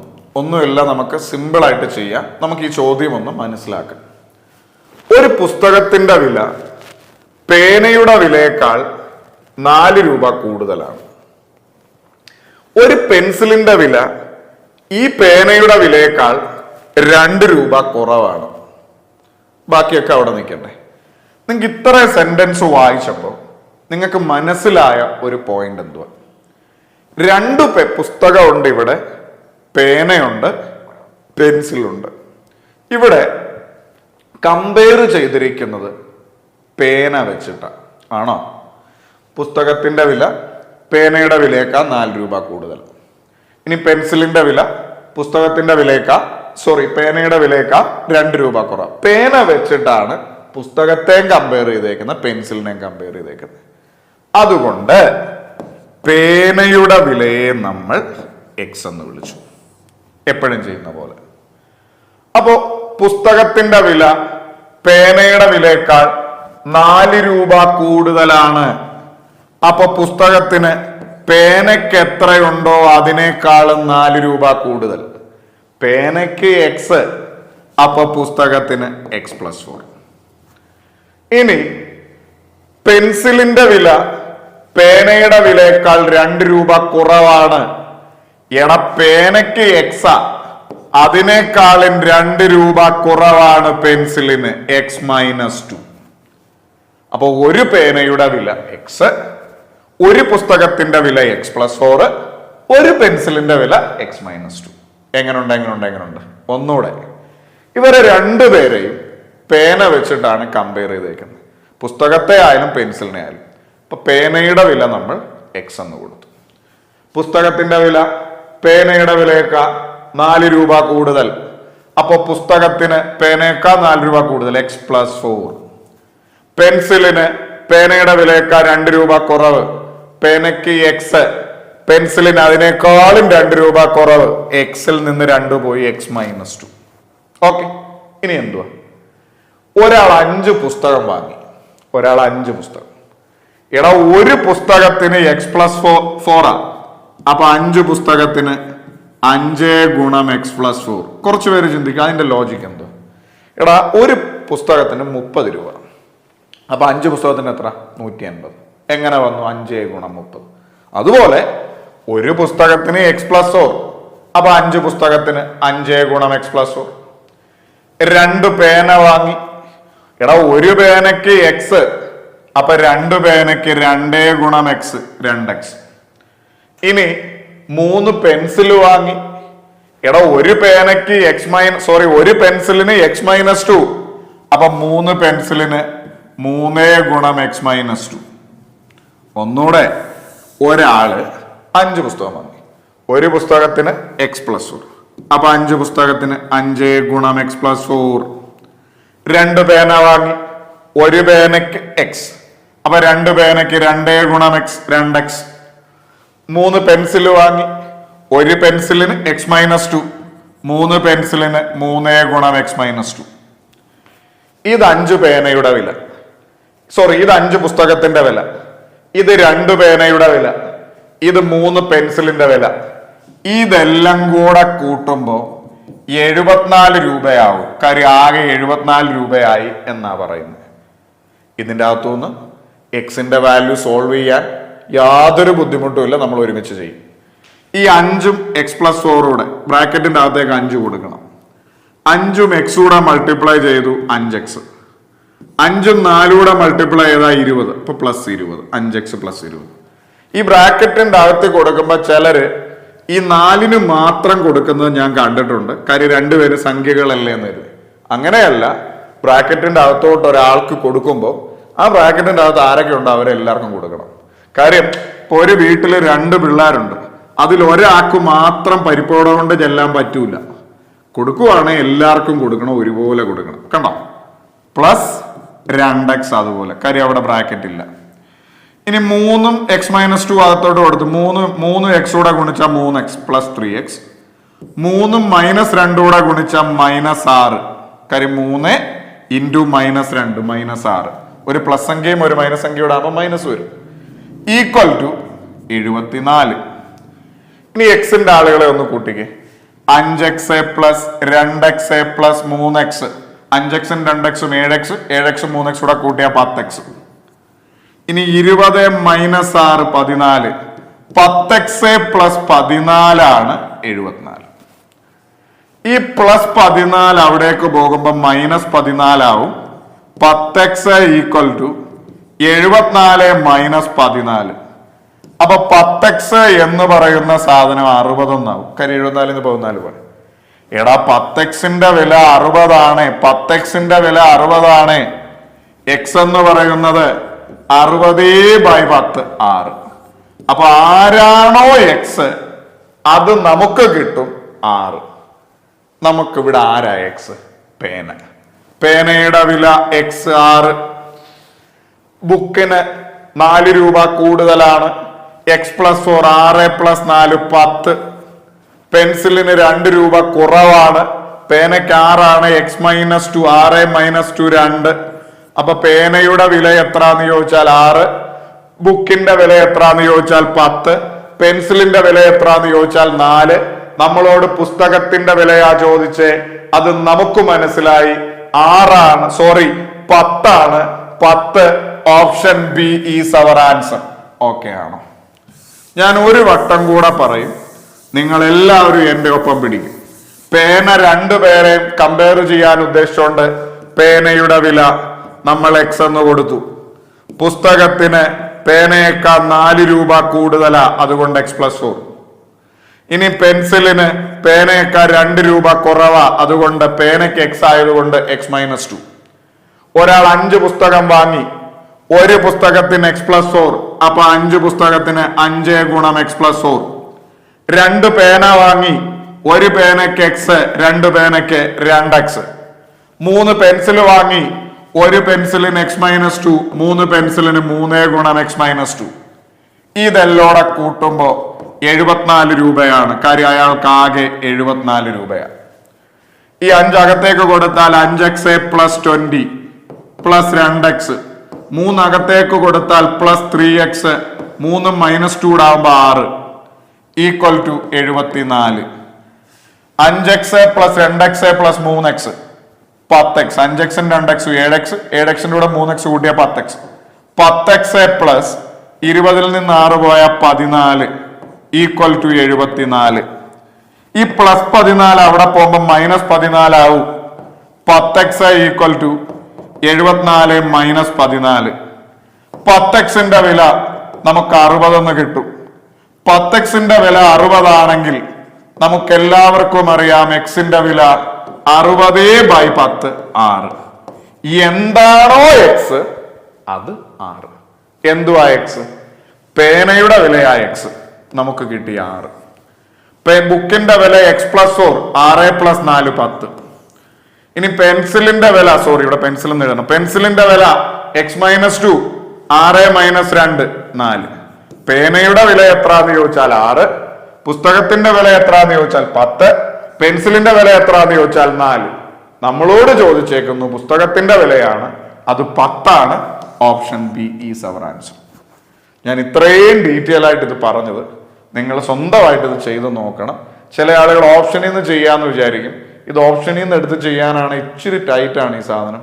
ഓപ്ഷൻ സിയിലോ ഡിയിലോ ഒക്കെ ആണെങ്കിൽ നല്ല പാടുവിടും. പോരാത്തതിന് ഇവയൊന്നും അല്ല ഓപ്ഷൻ്റെ അകത്ത് കിടപ്പുണ്ട്. ഇത് ശരിക്കും ഓപ്ഷനിൽ നിന്ന് ചെയ്യുന്നത് എങ്ങനെയാന്ന് വെച്ചാൽ, ഒരു പെൻസിൽ, അപ്പോൾ പേനയുടെ വില അല്ലെങ്കിൽ ഈ പറയുന്ന പോലെ പുസ്തകത്തിന്റെ വില 10 ആണെന്ന് എടുക്കും, അല്ലെങ്കിൽ 6 ആണെന്ന് എടുക്കും. എന്നിട്ട് പെൻസിലിനെ അതിനനുസരിച്ച് അഡ്ജസ്റ്റ് ചെയ്യും, പേനയെ അതിനനുസരിച്ച് അഡ്ജസ്റ്റ് ചെയ്യും. എന്നിട്ട് ഇവർക്ക് ഓരോന്നിനും കൊടുത്തിട്ട് 74 കിട്ടുമെന്ന് നോക്കും. നല്ല ടൈറ്റാണ്. ഇത് ഇങ്ങനെ തന്നെ ചെയ്തു പഠിച്ചാൽ നല്ലതാണ്, മുമ്പോട്ട് ഒരുപാട് പ്രയോജനം ചെയ്യും. 2 അളവുകൾ തമ്മിലുള്ള അംശബന്ധം 3:5 ആണ്. ചെറിയ അളവ് 2 മടങ്ങ് ആക്കുകയും വലിയ അളവ് പകുതി ആക്കുകയും ചെയ്താൽ പുതിയ അംശബന്ധം എന്താവും എന്നതാണ് ചോദ്യം. ഇപ്പൊ 2 അളവുകളുണ്ട്. ആ അളവുകളുടെ റേഷ്യോ 3:5 എന്ന് നമുക്ക് പറഞ്ഞിട്ടുണ്ട് ക്വസ്റ്റ്യൻ. അപ്പോൾ ഒറിജിനലി ആ അളവ് എത്രയാണെന്ന് ചോദിച്ചാൽ ഒരെണ്ണം 3x ഒരെണ്ണം 5x. ഡൗട്ട് ഉണ്ടോ? ഇപ്പൊ 2 അളവുണ്ട്. ആ അളവ് റേഷ്യോ 3:5. അപ്പോൾ ഒരളവ് 3x അടുത്ത അളവ് 5x. കാര്യം റേഷ്യോയെ x കൊണ്ട് ഗുണിച്ചാൽ എക്സാക്റ്റ് വാല്യൂ കിട്ടും ആണേ. അപ്പോൾ ഒരളവ് 3x അടുത്ത അളവ് 5x. ഇനി എന്തു പറയുന്നത്? ചെറിയ അളവ് 2 മടങ്ങാക്കുകയും, എടാ ഈ കൂട്ടത്തിലെ ചെറിയ അളവ് 3x, ആ 3x 2 മടങ്ങാക്കി, അപ്പൊ ഈ സാധനം 6x ആയി. വലിയ അളവ് പകുതിയാക്കുകയും ചെയ്തു. വലിയ അളവ് 5x, അതിന്റെ പകുതി എന്ന് പറഞ്ഞാൽ 5x/2. വേണമെങ്കിൽ ഇത് ക്രോസ് മൾട്ടിപ്ലൈ 2.5x എന്ന് എടുക്കാം. ഞാൻ എടുക്കാഞ്ഞതാണ്, കാര്യം സിംപ്ലിഫിക്കേഷൻ എളുപ്പത്തിന് വേണ്ടിയിട്ട്.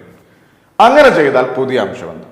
അപ്പൊ പുതിയ അളവെന്ന് പറയുമ്പോൾ ഒരെണ്ണം 6x ആയി, ഒരെണ്ണം 5x/2 ആയി. ഇവര് തമ്മിലുള്ള റേഷ്യോ എടുക്കുക എന്നതാണ് പറഞ്ഞേക്കുന്നത്. 2 സൈഡിൽ നിന്ന് നമുക്ക് എന്തായാലും x ക്യാൻസൽ ചെയ്തു. ഇതൊന്ന് ക്രോസ് മൾട്ടിപ്ലൈ ചെയ്താൽ തന്നെ നമുക്കറിയാം ഇവിടെ ആരും മൾട്ടിപ്ലൈ ചെയ്യുമ്പോൾ ഇത് 12 ആവും.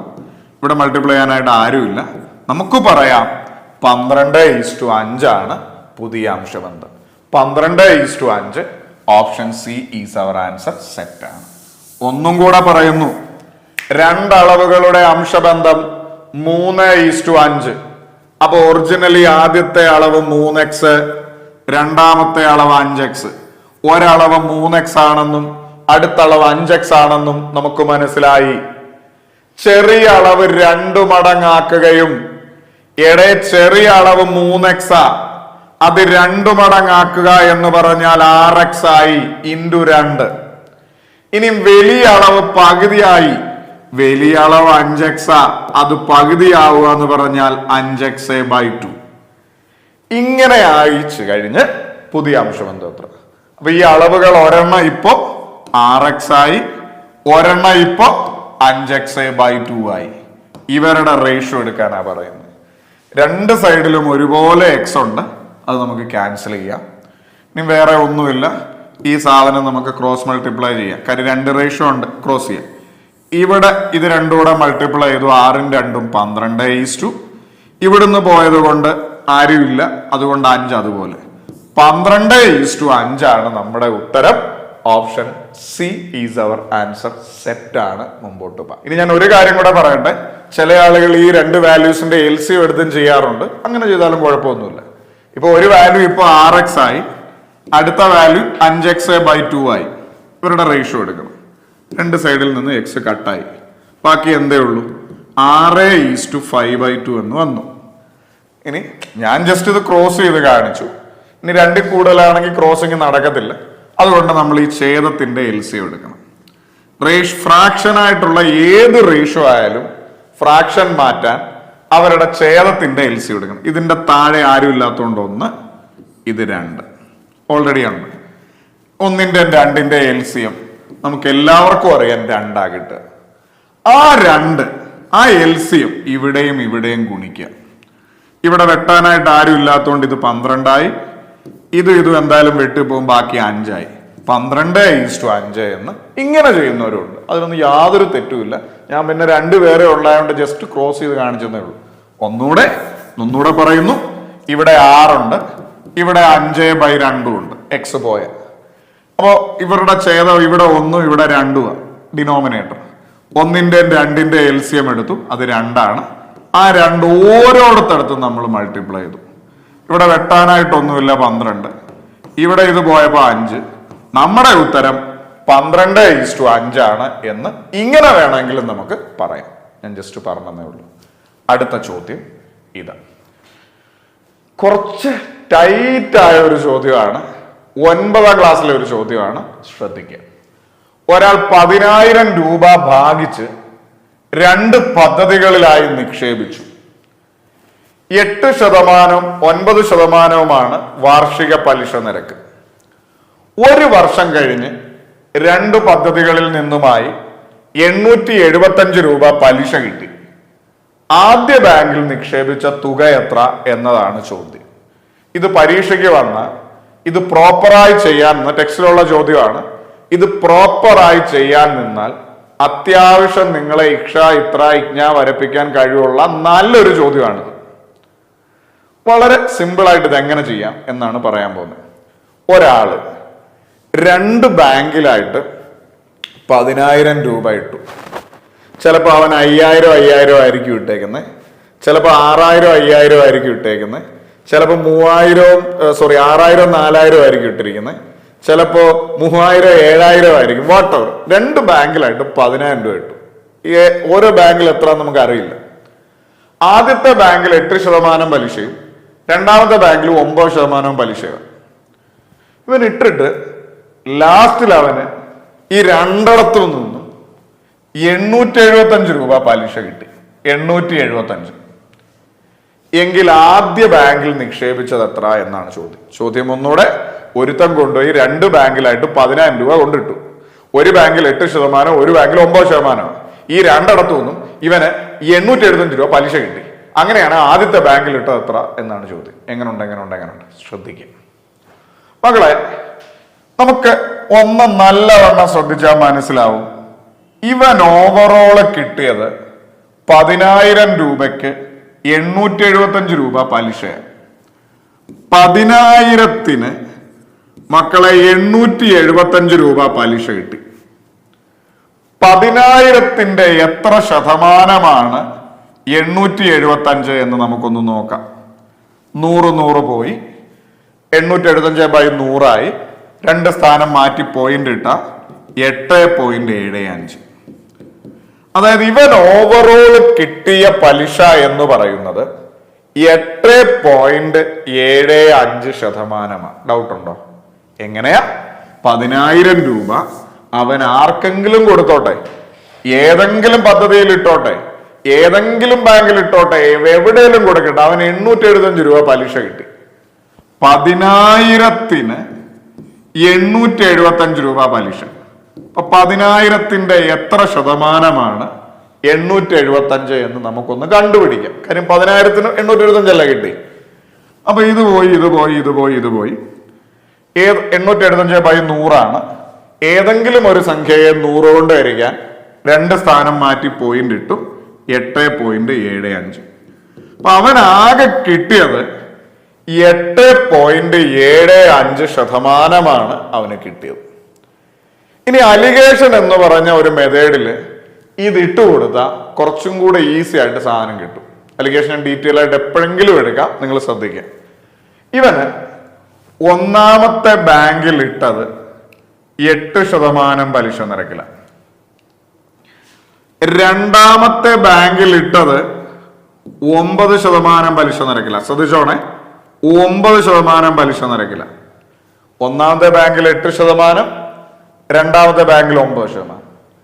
ഇവൻ ഓവറോള് കിട്ടിയത് ഈ രണ്ടിടത്തുനിന്ന് 8.75%. കണ്ടോ? നമ്മൾ അലിഗേഷൻ അത് ചെയ്യാറില്ലേ? അതായത് ഈ പറയുന്ന പോലെ 20 രൂപയുടെ വെളിച്ചെണ്ണയും 22 രൂപയുടെ വെളിച്ചെണ്ണയും ഏത് റേഷ്യോയിൽ ഇട്ടാൽ ഇത്ര കിട്ടും. അതുപോലെ 8% 9% കൂടെ ഏതോ രീതിയിൽ മിക്സ് ചെയ്തപ്പോ 8.75% കിട്ടി. ഇനി ഇതൊന്ന് അലിഗേറ്റ് ചെയ്തേ. 8ഉം 8.75ഉം തമ്മിലുള്ള വ്യത്യാസം ഇവിടോട്ട് 0.25, സോറി 0.75. 8ഉം 8.75, 9ഉം 8.75ഉം തമ്മിലുള്ള വ്യത്യാസം ഇവിടെ 0.25. അപ്പൊ നമ്മൾ മനസ്സിലാക്കേണ്ട കാര്യം, ഒന്നാമത്തെ ബാങ്കിൽ ഇവൻ ഇട്ട പൈസയുടെ റേഷ്യോ 0.25 ആ. രണ്ടാമത്തെ ബാങ്കിൽ ഇവൻ ഇട്ട പൈസയുടെ റേഷ്യോ 0.75 ആ. ഇത് 0.25ഉം 0.75ഉം ഇത് വെട്ടിക്കളയുമ്പോൾ നമുക്ക് 1:3 എന്ന് കിട്ടും. അപ്പൊ സ്വാഭാവികമായിട്ടും നിങ്ങൾ ആലോചിക്കാതെ എങ്ങനെ, എടാ 0.25ഉം 0.75ഉം നമുക്ക് 0.25 വെച്ചാണ് ഇടാം. ഇവിടെ ഒരു 0.25, അവിടെ 0.25, 0.50, 0.75, 3 പ്രാവശ്യം. ഇനി അല്ല തന്നെ പോയിന്റ് കഴിഞ്ഞ് 2 സ്ഥാനം അവിടെ ഇവിടെ ഉള്ളൂ. ഇവരെ നമുക്ക് 25:75 എന്നുള്ള രീതിയിൽ എടുക്കാം. ഇങ്ങനെ വെട്ടിയാലും ഈ പറയുന്ന 1:3 കിട്ടും. കാര്യം പോയിന്റ് കഴിഞ്ഞ് ഇവിടെയും 2 സ്ഥാനം, ഇവിടെയും 2 സ്ഥാനം. ഇവരെ നോർമലായിട്ട് നമുക്ക് വെട്ടിയാലും മതി. ഇവിടെ 100 കൊടുത്തു, അവിടെ 100 കൊടുത്തു, അപ്പോഴും ഇത് 25 ആവും, ഇത് 75 ആവും. 1:3 എന്ന് കിട്ടും. ഇത്രയൊന്നും ഡീറ്റെയിൽ ആയിട്ട് ചിന്തിക്കണ്ട. ഇവിടെ പോയിന്റ് കഴിഞ്ഞ് 2 സ്ഥാനം, ഇവിടെയും പോയിന്റ് കഴിഞ്ഞ് 2 സ്ഥാനം. അപ്പൊ പോയിന്റ് ഇല്ല എന്നുള്ള രീതിയിൽ എടുത്താൽ മതി. സെയിം ആണ് സ്ഥാനങ്ങൾ. അപ്പൊ ഇവിടെ പോയിന്റ് ഇല്ലെങ്കിൽ 25, ഇത് 75, 1:3. അല്ലേ തന്നെ 0.25ഉം 0.75ഉം 0.25 വെച്ച് വെട്ടിയാൽ ഇവിടെ ഒരു 0.25, അവിടെ 0.25, 0.50, 0.75, 3 1:3 എന്ന് കിട്ടും. അപ്പൊ ആദ്യത്തെ ബാങ്കിൽ ഇട്ട പൈസയുടെ റേഷ്യോ 1, രണ്ടാമത്തെ ബാങ്കിൽ ഇട്ട പൈസയുടെ റേഷ്യോ 3. ഓക്കെ ആണോ? ഇനി ഇത് ഒപ്പിക്കാം. ഇവിടെ വരെ ഞാൻ ഒന്നും കൂടെ പറയും. എനിക്കറിയാം ഒരു ഇച്ചിരി ടൈറ്റ് ആണ്, വന്നാൽ ഇത് റാങ്ക് മേക്കിംഗ് ആയിരിക്കും. ഇവിടെ വരെ ഞാൻ ഒന്നുകൂടെ പറയും, നിങ്ങൾ എല്ലാവരും എൻ്റെ ഒപ്പം പിടിക്കും. മക്കളെ, ഇവൻ പല ബാങ്കിലും പല രീതിയിൽ പൈസ ഇട്ടു. അവൻ അവസാനം കിട്ടിയ 10,000-ന് അവന് കിട്ടിയ പലിശ 875 രൂപയാണ്. നമ്മൾ ആദ്യം ഇവൻ ഓവറോൾ എത്ര പലിശ കിട്ടിയെന്ന് കാണണം. 10,000-ന് മൊത്തം അവൻ ഇട്ടപ്പോ അവൻ എവിടൊക്കെയോ ഇട്ടു, അപ്പൊ അവൻ 875 രൂപ കിട്ടി. 10,000-ന്റെ എത്ര ശതമാനമാണ് 875 എന്ന് നമ്മൾ കണ്ടുപിടിക്കുക. 875/10,000 × 100. 875-നെ 100 കൊണ്ട് ഹരിക്കുമ്പോൾ ഒരു 2 സ്ഥാനം മാറ്റി പോയിന്റ് ഇട്ട് 8.75% എന്ന് കിട്ടും. അപ്പൊ അവൻ ഓവറോള് കിട്ടിയ പലിശ എന്ന് പറയുന്നത് 8.75%. ഓക്കെ, അവൻ ആദ്യത്തെ ബാങ്കിൽ ഇട്ടത് 8% പലിശ നിരക്കിന്, രണ്ടാമത്തെ ബാങ്കിൽ ഇട്ടത് 9% പലിശ നിരക്കിന്. അവൻ ഓവറോള് കിട്ടിയത് 8.75%. ഇത് രണ്ടും കൂടെ അലിഗേറ്റ് ചെയ്താൽ അവൻ ഏത് റേഷ്യോയിലാണ് പൈസ ഇട്ടത് എന്ന് നമുക്ക് മനസ്സിലാവും. അത് എങ്ങനെയാന്ന് ചോദിച്ചാൽ റേഷ്യോ പ്രപ്പോർഷനകത്ത് നമ്മൾ വളരെ ഡീറ്റെയിൽ ആയിട്ട് പഠിച്ചിട്ടുണ്ട്. 20 രൂപയുടെ വെളിച്ചെണ്ണയും 50 രൂപയുടെ വെളിച്ചെണ്ണയും ഏത് പ്രപ്പോർഷനിൽ മിക്സ് ചെയ്താൽ 35 രൂപയുടെ വെളിച്ചെണ്ണ കിട്ടും, നമ്മൾ പഠിച്ചതല്ലേ. അപ്പൊ നമ്മൾ എന്ത് ചെയ്യും? 20 എഴുതും, 50 എഴുതും, നടുക്ക് 35 എഴുതും. അല്ലെ 80 രൂപയുടെ എന്തെങ്കിലും ഒരു സാധനവും 100 രൂപയുടെ ഒരു സാധനവും ഏത് രീതിയിൽ മിക്സ് ചെയ്താൽ 90 രൂപ കിട്ടും, 90 രൂപ. അപ്പൊ 80, 100, നടുക്ക് 90. അതുപോലെ 8% ഉള്ളതും 9% ഉള്ളതും ഏത് രീതിയിൽ മിക്സ് ചെയ്താൽ 8.75% കിട്ടും. നമ്മൾ അലിഗേറ്റ് ചെയ്തു. 8ഉം 8.75ഉം തമ്മിലുള്ള വ്യത്യാസം ഇവിടെ 0.75. 9ഉം 8.75ഉം തമ്മിലുള്ള വ്യത്യാസം ഇവിടെ 0.25. 0.25:0.75 എന്ന റേഷ്യോയിലാണ് ഇവര് പൈസ ഇട്ടത്. 0.25 വെച്ച് ഇവിടെയും നമ്മൾ കട്ട് ചെയ്ത നമുക്ക് 1:3 എന്ന് കിട്ടും. ഇനി അല്ലേ തന്നെ 0.25ഉം 0.75ഉം പോയിന്റ് കഴിഞ്ഞ് അവിടെയും ഇവിടെയും 2 സ്ഥാനം സെയിം സ്ഥാനങ്ങളാണ്. നോർമൽ സംഖ്യയായിട്ട് അങ്ങ് വെട്ടി അത് 25-75 1:3 എന്ന് കിട്ടും. ഓക്കെ ആണ്. അപ്പൊ ഒന്നാമത്തെ ബാങ്കിൽ ഇട്ട റേഷ്യോ 1, രണ്ടാമത്തെ ബാങ്കിൽ ഇട്ട റേഷ്യോ 3. ഇവര് 1:3 എന്ന് പറയുന്ന റേഷ്യോയിലാണ് പൈസ ഇട്ടത്.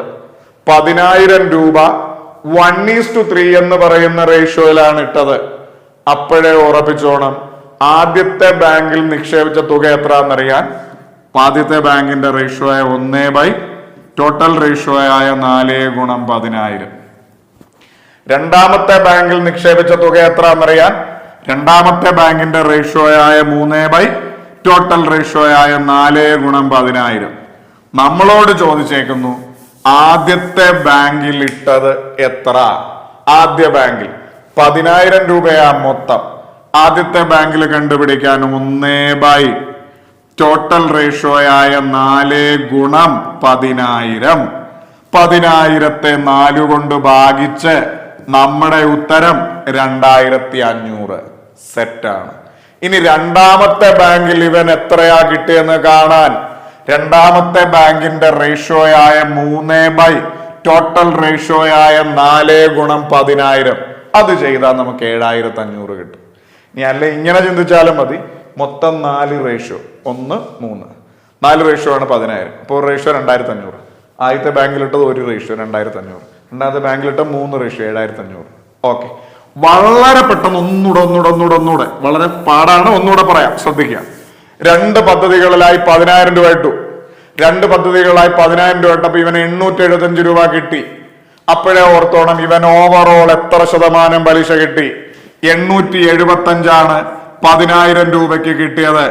അപ്പൊ 10,000ത്തിന്റെ എത്ര ശതമാനമാണ് 875 എന്ന് കണ്ടുപിടിക്കുമ്പോ നമുക്ക് മനസ്സിലായി ഓവറോൾ 8.75% ഇവന് പലിശ കിട്ടിയിട്ടുണ്ട്. അപ്പൊ ഒന്നാമത്തെ ബാങ്കിൽ 8% പലിശ കിട്ടു, രണ്ടാമത്തെ ബാങ്കിൽ 9% പലിശ കിട്ടു. ഇത് രണ്ടും കൂടെ മിക്സ് ചെയ്തപ്പോ 8.75% കിട്ടി. ഏത് റേഷ്യോയിലാണ് മിക്സ് ചെയ്തതെന്ന് കാണാൻ ഇവനെ അലിഗേറ്റ് ചെയ്യുക. ഇവര് തമ്മിലുള്ള വ്യത്യാസം 0.75, ഇവര് തമ്മിലുള്ള വ്യത്യാസം 0.25.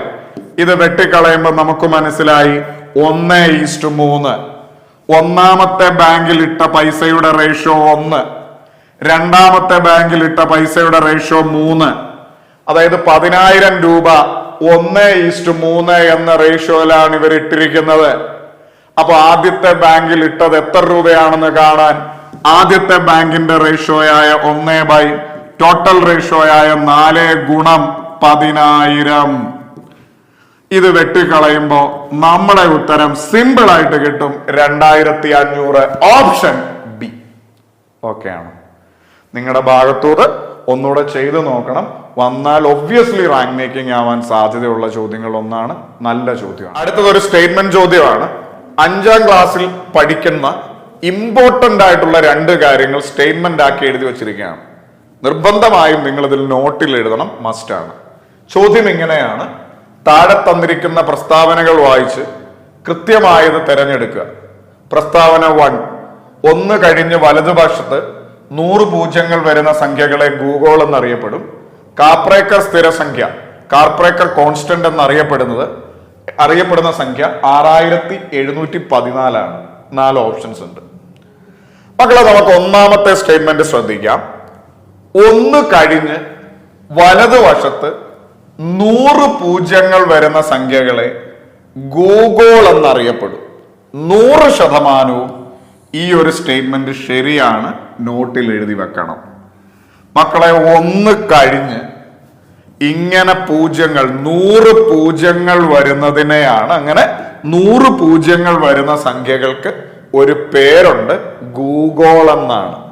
പ്രത്യേകിച്ച് LPUPയുടെ എക്സാം എഴുതാൻ പോകുന്നവരോട് പറയുകയാണ്, മെട്രിക് അളവുകൾ എന്ന് പറയുന്ന ഒരു സാധനം നിങ്ങളുടെ സിലബസിൽ വ്യക്തമായി കിടപ്പുണ്ട്. ഒരു ചോദ്യം വരാനുള്ള എല്ലാ സാധ്യതയുമുണ്ട്. അതിലൊക്കെ ഈ ചോദ്യം വരാം. ഗൂഗോൾ എന്ന് പറയുന്നത് 1 കഴിഞ്ഞ് 100 പൂജ്യങ്ങൾ വലതുവശം, എന്തായാലും ഇടതുവശത്ത് പൂജ്യം വന്നിട്ട് കാര്യമില്ല, അവരെ ശ്രദ്ധിക്കത്തില്ല. 1 കഴിഞ്ഞ് 100 പൂജ്യങ്ങൾ വലത്തോട്ട് വരുന്നതിനെയാണ് ഗൂഗോൾ എന്നറിയപ്പെടുന്നത്. മസ്റ്റ് ആയിട്ട് നിങ്ങൾ പഠിച്ചിരിക്കണം.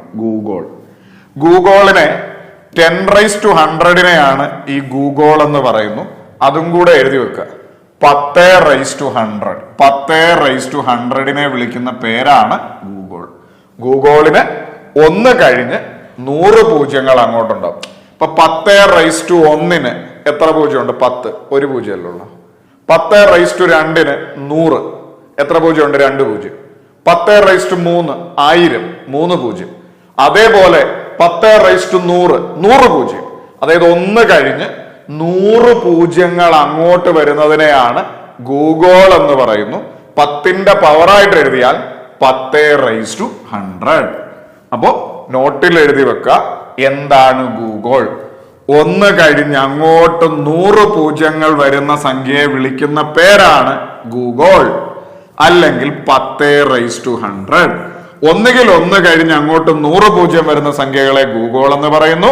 ഗൂഗോളിനെ ഷോർട്ടായിട്ട് എഴുതുവാണെങ്കിൽ 10⁻100. 1⁻100 അല്ല, 10⁻100 ആണ് ഗൂഗോൾ, അല്ലെങ്കിൽ 1 കഴിഞ്ഞ് 100 പൂജ്യം. ഓക്കെ ആണ്? പഠിച്ച് ഇനി ശ്രദ്ധിക്കുക. അടുത്തത് കാപ്രേക്കർ സ്ഥിരസംഖ്യ. ഇവിടെ എഴുതിയപ്പോ ഒരു വാക്ക്, ഒരു ഇത് വിട്ടുപോട്ടുണ്ട്, കാന്ന് എഴുതണം. കാപ്രേക്കർ സ്ഥിരസംഖ്യ, കാപ്രേക്കർ കോൺസ്റ്റന്റ് എന്നറിയപ്പെടുന്ന സംഖ്യ 6714 ആണ്. മക്കളെ, ഇത് തെറ്റാണ്. 6174 ആണ് കാപ്രേക്കർ കോൺസ്റ്റന്റ് എന്ന് പറയുന്നത്. നോട്ടിൽ എഴുതി വെക്ക, കാപ്രേക്കർ കോൺസ്റ്റന്റ് അല്ലെങ്കിൽ കാപ്രേക്കർ സ്ഥിരസംഖ്യ. കോൺസ്റ്റന്റിന്റെ മലയാളമാണ് സ്ഥിരസംഖ്യ. കോൺസ്റ്റന്റ് സ്ഥിരമായി, കാപ്രേക്കർ കോൺസ്റ്റന്റ്. കാപ്രേക്കർ സ്ഥിരസംഖ്യ എന്ന് പറയുന്ന സംഖ്യ 6174 ആണ്. 6174 കാണാതെ പഠിക്കണം. 6174 ആണ്. അപ്പൊ സ്വാഭാവികമായും നിങ്ങളുടെ മനസ്സ് ചിന്തിക്കും, എടാ എന്തുവാടാ ഈ കാപ്രേക്കർ? പരീക്ഷയ്ക്ക് എന്തായാലും വരാനുള്ള സാധ്യതയില്ല. ഞാൻ ജസ്റ്റ് ഒന്ന് പറഞ്ഞുതരാം. മക്കളെ, ആവർത്തിച്ച് സംഖ്യകൾ വരാത്ത ഒരു 4 അക്ക സംഖ്യ, ഇപ്പൊ 2 1 2 0 2 2 3 4 അങ്ങനൊന്നും അല്ല, എല്ലാം ഡിഫറെന്റ് ആയ സംഖ്യ. ആവർത്തിക്കാത്ത ഒരു 4 അക്ക സംഖ്യയുടെ ഏറ്റവും ചെറിയ സംഖ്യയും ഏറ്റവും വലിയ സംഖ്യയും തമ്മിലുള്ള അവസാനത്തെ വ്യത്യാസം 6174 ആയിരിക്കും. അപ്പൊ സ്വാഭാവികമായിട്ട് നിങ്ങൾ എന്നാലും എന്തൊരു സംഭവം, ഒന്നുമില്ല. 8235 ആവർത്തിക്കാത്ത സംഖ്യകൾ, ആവർത്തിക്കാത്ത ഒരു സംഖ്യ. ഇവിടെ നിന്ന് ഉണ്ടാക്കാൻ പറ്റുന്ന വലിയ സംഖ്യ എന്ന് പറയുന്നത് അവരോഹണം, അതായത് വലുതിൽ നിന്ന് ചെറുതിലേക്ക് എഴുതിയപ്പോ 8532. ചെറിയ സംഖ്യ എന്ന് പറയുന്നത് 2358. അതായത് വലിയ സംഖ്യ വലുത് തൊട്ട് ചെറുത് വരെ, ചെറിയ സംഖ്യ ചെറുത് തൊട്ട് വലുത് വരെ. അപ്പൊ ഈ വലിയ സംഖ്യ 8532, ചെറിയ സംഖ്യ 2358. ഇവരുടെ വ്യത്യാസം എടുക്കുക. ആ വ്യത്യാസം എന്തുവാ? 6174. അടുത്തൊരെണ്ണം 4176. ഇവിടെ നിന്ന് ഉണ്ടാക്കാൻ പറ്റുന്ന വലിയ സംഖ്യ ഏറ്റവും ആദ്യം 7, അത് കഴിഞ്ഞ് വലുത് 6, അത് കഴിഞ്ഞ് 4, 1. ഇവിടെ നിന്ന് ഉണ്ടാക്കാൻ പറ്റുന്ന ചെറിയ സംഖ്യ ഏറ്റവും ചെറുത് 1, അത് കഴിഞ്ഞ് 4, അത് കഴിഞ്ഞ് 6, അത് കഴിഞ്ഞ് 7. ഇവരുടെ വ്യത്യാസം എടുത്ത് നോക്ക്. 6174. അപ്പൊ അതാ ഞാൻ പറഞ്ഞേ, ആവർത്തിച്ചക്കങ്ങൾ വരാത്ത ഒരു 4 അക്ക സംഖ്യയുടെ ഏറ്റവും വലിയ സംഖ്യയും ഒരു 4 അക്ക സംഖ്യയിൽ നിന്ന് നിർമ്മിക്കാവുന്ന ഏറ്റവും വലിയ സംഖ്യയും ഏറ്റവും ചെറിയ സംഖ്യയും തമ്മിലുള്ള അവസാനത്തെ വ്യത്യാസം 6174 ആയിരിക്കും. ആ 6174 വിളിക്കുന്ന പേരാണ് കാപ്രേക്കർ കോൺസ്റ്റന്റ്. ഓക്കെ ആണോ? അപ്പൊ ഈ കാപ്രേക്കർ കോൺസ്റ്റന്റ് കിട്ടാനായിട്ട് എന്ത് ചെയ്യണം? സംഖ്യകൾ ആവർത്തിച്ച് വരാത്ത ഒരു 4 അക്ക സംഖ്യ എടുക്കുക.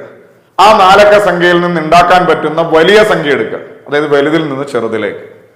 ഇനി ആ 4 അക്ക സംഖ്യയിൽ നിന്ന് ഉണ്ടാക്കാൻ പറ്റുന്ന ചെറിയ സംഖ്യ എടുക്കുക, ചെറുതിൽ നിന്ന് വലുതിലേക്ക്. അവരുടെ വ്യത്യാസം എടുക്കുക. ആ വ്യത്യാസം 6174 ആയിരിക്കും. അപ്പൊ ഇതൊന്നും എടുക്കുക, അല്ലെങ്കിൽ വലുതെടുക്കുക ചെറുതെടുക്കുക എന്ന് പരീക്ഷയ്ക്ക് പറയില്ല. പക്ഷെ ഈ നമ്പർ നിങ്ങൾ സ്ഥിരമായിട്ട് അറിയണം. അപ്പൊ സ്വാഭാവികമായിട്ടും നിങ്ങൾ ചിന്തിക്കും, എടാ എല്ലാത്തിനും ഈ 6174 വരുമോ? വരാത്തത് കൊണ്ട്. പക്ഷെ ഈ സാധനം നമ്മൾ റിപ്പീറ്റ് ചെയ്യും. അപ്പൊ ഈ 6174 വരും. ലാസ്റ്റിൽ എന്തായാലും 6174 വരും. അങ്ങനെ വരാത്ത ഒരെണ്ണം ഞാൻ കാണിക്കാം. ഞാൻ ജസ്റ്റ് എഴുതിയിട്ട 3421 എന്ന് പറയുന്ന ഒരു സംഖ്യ 4 അക്ക സംഖ്യയാണ്. ഒരു സംഖ്യ പോലും ആവർത്തിച്ച് വന്നിട്ടില്ല. അപ്പൊ 3421 നിന്നുണ്ടാക്കാവുന്ന വലിയ സംഖ്യ ആദ്യം 4, 3, 2, 1. ചെറിയ സംഖ്യ 1, 2, 3, 4. അവരുടെ വ്യത്യാസം എടുത്തു 3087. ആണ്ട്രാ, കാപ്രേക്കർ വന്നില്ലല്ലോ? ഇല്ല. വീണ്ടും നമ്മൾ ഈ സെയിം പരിപാടി തന്നെ റിപ്പീറ്റ് ചെയ്തു. 3087 റിപ്പീറ്റ് അടിക്കുന്നു. ഇവിടെ നിന്നുണ്ടാക്കാൻ പറ്റുന്ന വലിയ സംഖ്യ 8730, ചെറിയ സംഖ്യ 0378. കാര്യം ഏറ്റവും ചെറുത് 0378. അവരുടെ വ്യത്യാസം എടുത്തു 8352.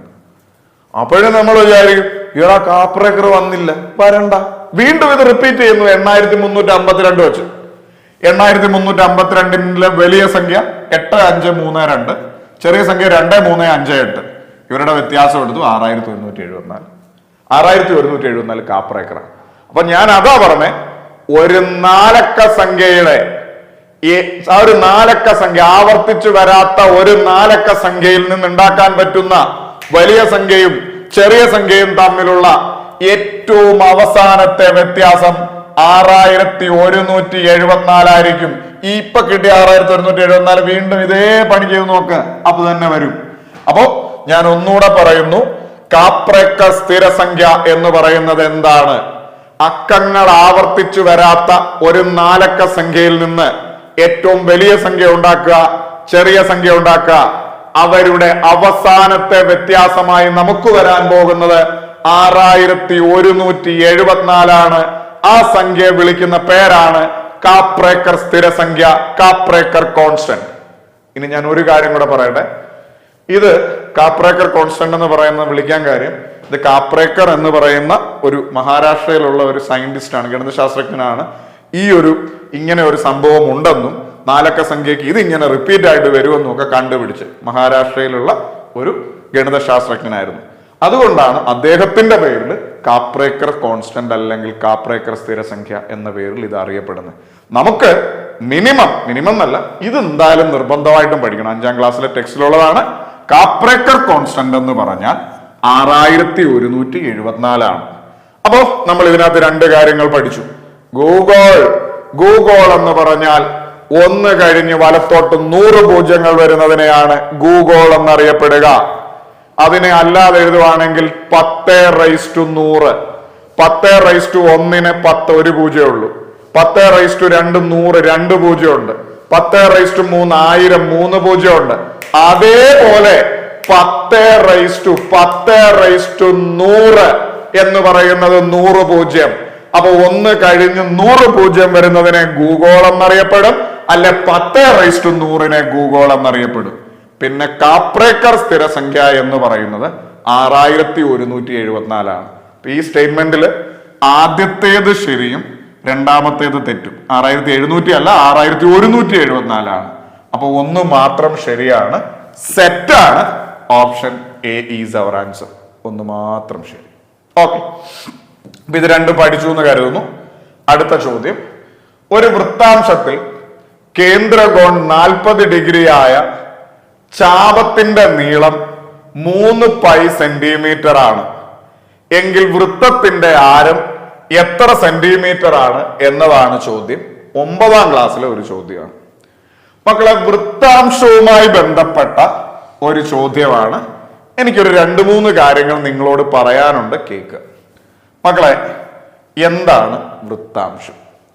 വൃത്താംശം എന്ന് പറഞ്ഞാൽ ഇംഗ്ലീഷിൽ അവരെ സെക്ടർ എന്ന് പറയും. സെക്ടർ എന്ന് പറഞ്ഞാൽ വൃത്തത്തിന്റെ ഒരു ഭാഗം.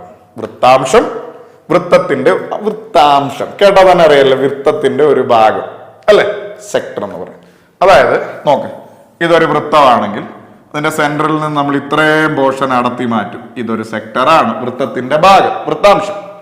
അല്ലെങ്കിൽ നമുക്ക് വേണ്ട ഇത്രയും പോർഷൻ അടത്തി മാറ്റാം, സെന്ററിൽ നിന്ന് വൃത്തത്തിന്റെ ഭാഗം, വൃത്താംശം, സെക്ടർ.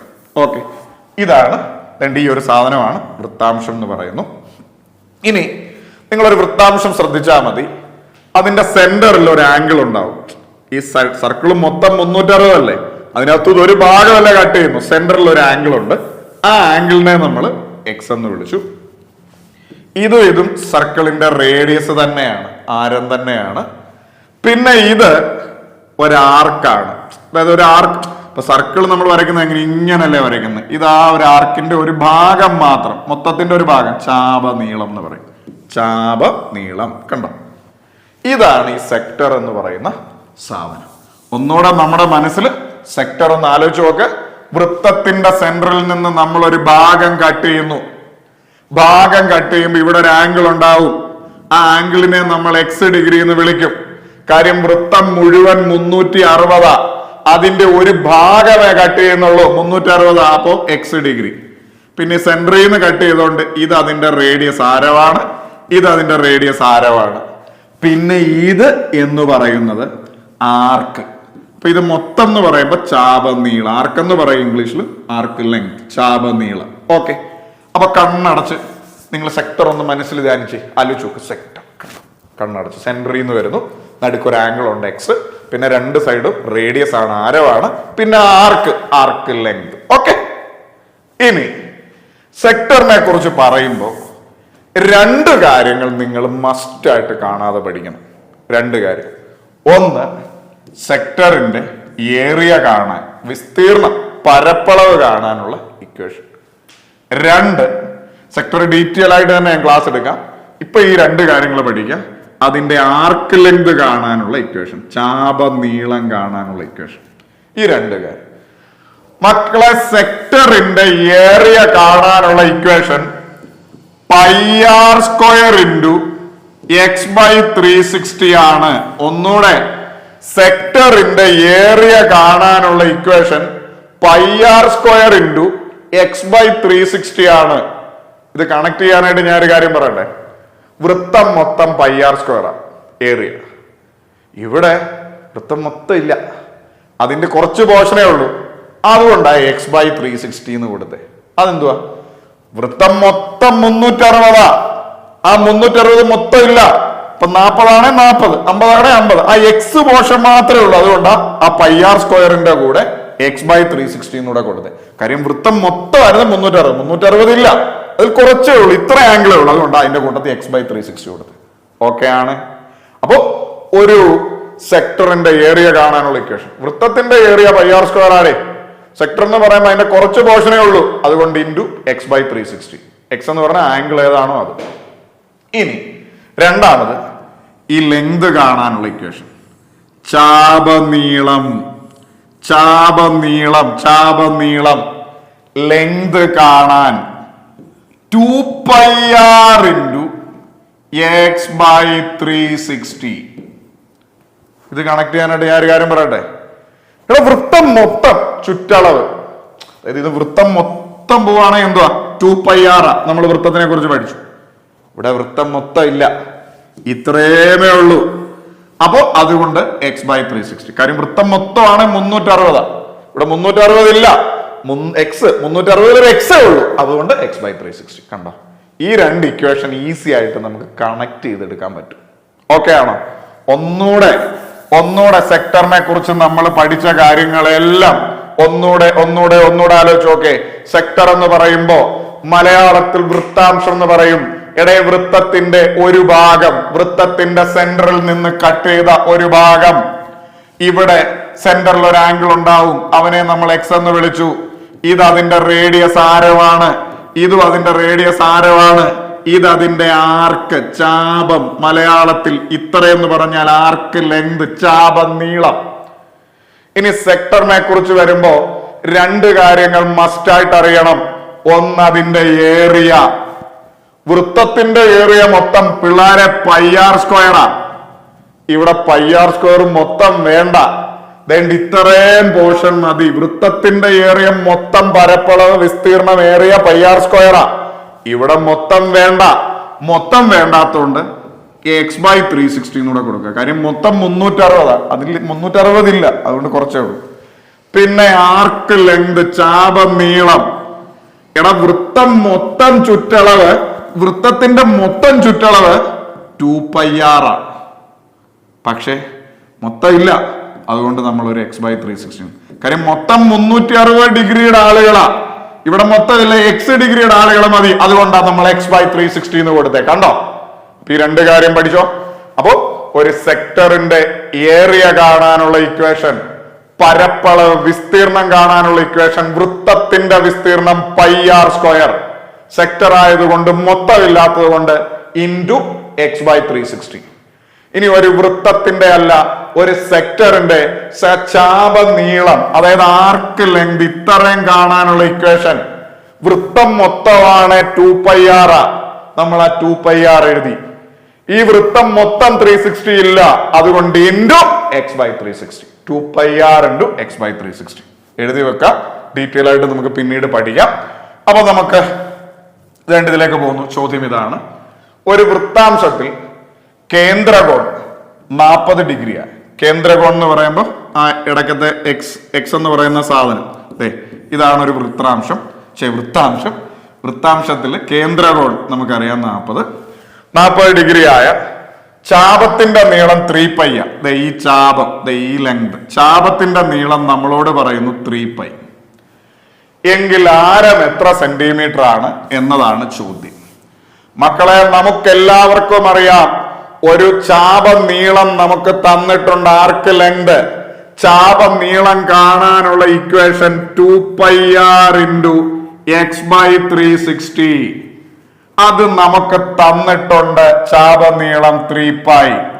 ഇനി നമ്മൾ ഇടുക 2πr ഇൻറ്റു എക്സ് എന്ന് പറഞ്ഞാൽ ആ ആംഗിൾ ആണ് 40/360 ഈക്വൽ ടു 3π. ഇനി നമുക്ക് വെട്ടാൻ വല്ലതും ഉണ്ടെങ്കിൽ വെട്ടുക. ഈ സൈഡിലും പൈ ഉണ്ട്, നമുക്ക് അതങ്ങ് ക്യാൻസൽ ചെയ്യാം. ഈ സൈഡിലും മേളിൽ, അപ്പുറത്തെ സൈഡിലും മേളിൽ പൈ ക്യാൻസൽ ചെയ്തു. ഇനി വേണ്ട ഇവിടെ ഒരു 0 ഇവിടെ ഒരു 0 ഉണ്ട്, അത് പോയി. ഇനി 4 36, 4 കൊണ്ട് ഭാഗിച്ചാൽ ഓരോ 4 4 ഇത് 9 ആയി. അപ്പോ വേറെ ഒന്നുമില്ല, 2/9r ഈക്വൽ ടു 3 എന്ന് വന്നു. സോറി, 3π ഇല്ല, 3 എന്ന് വന്നു. 2/9r. അങ്ങനെയാണ് 6 കാണാനായിട്ട് ഇവിടെ ഓൾറെഡി ഒരു 3 ഉണ്ട്. ഈ 2/9 അപ്പുറത്ത് പോകുമ്പോൾ ഇൻറ്റു 9/2 ആവും. കാര്യം ഒരു സമചിഹ്നത്തിനപ്പുറത്തേക്ക് പ്ലസ് പോയാൽ മൈനസ് ആവും, മൈനസ് പോയാൽ പ്ലസ് ആവും, ഇൻറ്റു പോയാൽ ഡിവിഷൻ ആവും, ഡിവിഷൻ പോയാൽ ഇൻറ്റു ആവും. ഇവിടെ ഒരു ഭിന്നസംഖ്യ പോകുന്നത്. ഭിന്നസംഖ്യ പോയാൽ താഴെയുള്ളത് മേളിലും മേളിലും. കാര്യം ഇത് വന്ന 3/2/9 എന്ന് വരും, എന്തായാലും റെസിപ്രോക്കൽ. അപ്പൊ 2/9 അകത്ത് അപ്പുറത്തേക്ക് പോകുമ്പോൾ 9/2 എന്നാവും. വെട്ടാനായിട്ടൊന്നുമില്ല. 9 3 27, 27/2, 27നെ 2 കൊണ്ട് ഭാഗിക്കാന്ന് പറഞ്ഞാൽ 13.5 സെന്റിമീറ്റർ ആണ് എന്ന് കിട്ടും. 13.5 സെന്റിമീറ്റർ ഓപ്ഷനിലുണ്ട്. Option B is our answer. ഞാൻ ഒരു വട്ടം കൂടെ പടേന്ന് പിടിക്കും, നിങ്ങൾ എല്ലാവരും എൻ്റെ ഒപ്പം പിടിക്കും. ഒരു വൃത്താംശത്തിൽ കേന്ദ്രകോൺ 40 ഡിഗ്രി ആയ ഇതാണ് ഒരു വൃത്താംശം സെക്ടർ. അതിന്റെ കേന്ദ്രകോൺ നമ്മളോട് പറയുന്നു 40. ചാപത്തിന്റെ നീളം 3 പൈ സെന്റിമീറ്റർ ആണ്. ചാപം എന്ന് പറയുമ്പോൾ ഈ സാധനമാണ് ആർക്ക് ലെങ്ത്. നമ്മളോട് പറയുന്നു 3 പൈ. നമുക്ക് അവരുടെ ആരം റേഡിയസ് ആണ് കാണണ്ടേ. മക്കളെ, നമുക്ക് എല്ലാവർക്കും അറിയാം ഒരു സെക്ടറിന്റെ ചാപ നീളം കാണാനുള്ള ഇക്വേഷൻ 2πr × x/360 ആണ്. ഇത് നമുക്ക് തന്നിട്ടുണ്ട് 3 പൈ. ഈ രണ്ട് സൈഡിലും പൈ ഉണ്ട്, അപ്പുറവും ഇപ്പുറവും. അത് നമുക്ക് വേണമെങ്കിൽ കാര്യം ഇവർ പോലെ അത് വെട്ടിപ്പോവും. ബാക്കി ആളുകളെ നമുക്ക് എടുക്കാം. 2 × 6 റേഡിയസ് നമുക്ക് അറിയില്ല. എക്സ് എന്ന് പറഞ്ഞാൽ 40 ആംഗിളാ. 360 ഈക്വൽ ടു 3. ഈ 0 പോയി. 4 36 4 കൊണ്ട് ഭാഗിച്ചാൽ 1 4 4 ഇത് 9 ആവും. ബാക്കി 2r/9 ഈക്വൽ ടു 3 എന്ന് വന്നു. അപ്പൊ 6 കാണാനായിട്ട് നോക്കിക്കോണം, ഇവിടെ ഓൾറെഡി ഒരു 3 ഉണ്ട്. ഈ 2/9 അപ്പുറത്ത് പോകണം. മക്കളെ, ഒരു ഭിന്നസംഖ്യ അപ്പുറത്ത് പോകുമ്പോ താഴെയുള്ളത് മേളിലും മേളിലുള്ളത് താഴെയാവും. 2/9 അപ്പുറത്ത് പോകുമ്പോൾ 9/2 ആവും. 9 3 27, 27/2. അപ്പൊ 6 എന്ന് പറഞ്ഞാൽ 13, റേഡിയസ് ആരം 13.5 സെന്റിമീറ്റർ ആണ് എന്ന് നമുക്ക് മനസ്സിലാവും. അപ്പൊ നമ്മൾ പഠിച്ചത് വൃത്താംശത്തെ കുറിച്ചാണ്. വൃത്താംശം എന്ന് പറഞ്ഞാൽ ഇംഗ്ലീഷിൽ സെക്ടർ എന്ന് പറയും. ഒരു സർക്കിളിന്റെ വൃത്തത്തിന്റെ സെന്ററിൽ നിന്ന് കുറച്ച് പോർഷൻ കട്ട് ചെയ്തെടുത്ത് മാറ്റിയതിനെയാണ് വൃത്താംശം എന്ന് പറയുന്നു. ആ സെന്ററിൽ നിന്ന് കുറച്ച് പോർഷൻ കട്ട് ചെയ്യുമ്പോൾ അവിടെ ഒരു ആംഗിൾ ഉണ്ടാവും. അതിനെ നമ്മൾ എക്സ് എന്ന് വിളിക്കും. മൊത്തം സർക്കിൾ 360. ഇതിന് കുറച്ചേ ഉള്ളൂ, അതുകൊണ്ട് നമ്മൾ അതിനെ എക്സ് എന്ന് വിളിച്ചു. ഇനി ഒരു വൃത്താംശത്തിന്റെ 2 കാര്യങ്ങൾ നിങ്ങൾ പഠിക്കണം. ഒന്ന്, അതിന്റെ ഏരിയ കാണാനായിട്ട് സർക്കിളിന്റെ ഏരിയ πr² ആണ്. വൃത്താംശം എന്ന് പറഞ്ഞാൽ കുറച്ചേ ഉള്ളൂ, അതുകൊണ്ട് × x/360. പിന്നെ അതിന്റെ ആർക്ക് ലെങ്ത്, ചാപനീളം കാണാൻ സർക്കിളിന്റെ മൊത്തം ലെങ്ത് 2πr. സർക്കിളിന്റെ മൊത്തം ചുറ്റളവ് ചുറ്റിനും 2πr. ഇവിടെ ചുറ്റിനും ഒന്നുമില്ല, അതുകൊണ്ട് 2πr × കുറച്ചേ ഉള്ളൂ, അതുകൊണ്ട് x/360. ഡീറ്റെയിൽ ആയിട്ട് നമ്മൾ സെക്ടറിനെ കുറിച്ച് പഠിക്കാം. ഇത്തരം കാര്യങ്ങൾ നിങ്ങൾക്ക് ഓക്കെയാണ്, പക്കയാണെന്ന് കരുതുന്നു. ഒരു ഭിന്നസംഖ്യയുടെ അംശത്തിനോട് 1 കൂട്ടി ലഘൂകരിച്ചപ്പോ 1/2 കിട്ടി. ഛേദത്തിനോട് 1 കൂട്ടി ലഘൂകരിച്ചപ്പോ 1/3 കിട്ടി. ഏതാണ് ആ ഭിന്നസംഖ്യ എന്നതാണ് ചോദ്യം. ഈ ചോദ്യം എന്തോ ഉദ്ദേശിക്കുന്നു? ഒരു ഭിന്നസംഖ്യയുണ്ട്. ഭിന്നസംഖ്യ എന്ന് പറയുമ്പോൾ ഒരു ഫ്രാക്ഷൻ. ആ ഫ്രാക്ഷന്റെ അംശത്തിനോട്, ന്യൂമറേറ്ററിനോട്, മോളത്തെ സംഖ്യയോട് 1 കൂട്ടി സോൾവ് ചെയ്ത് ചെറുതാക്കിയപ്പോൾ 1/2 എന്ന് കിട്ടി. ഇനി ഛേദത്തിനോട് താഴത്തെ ആള്, ഡിനോമിനേറ്റർ, 1 കൂട്ടി ചെറുതാക്കിയപ്പോൾ 1/3 എന്ന് കിട്ടി.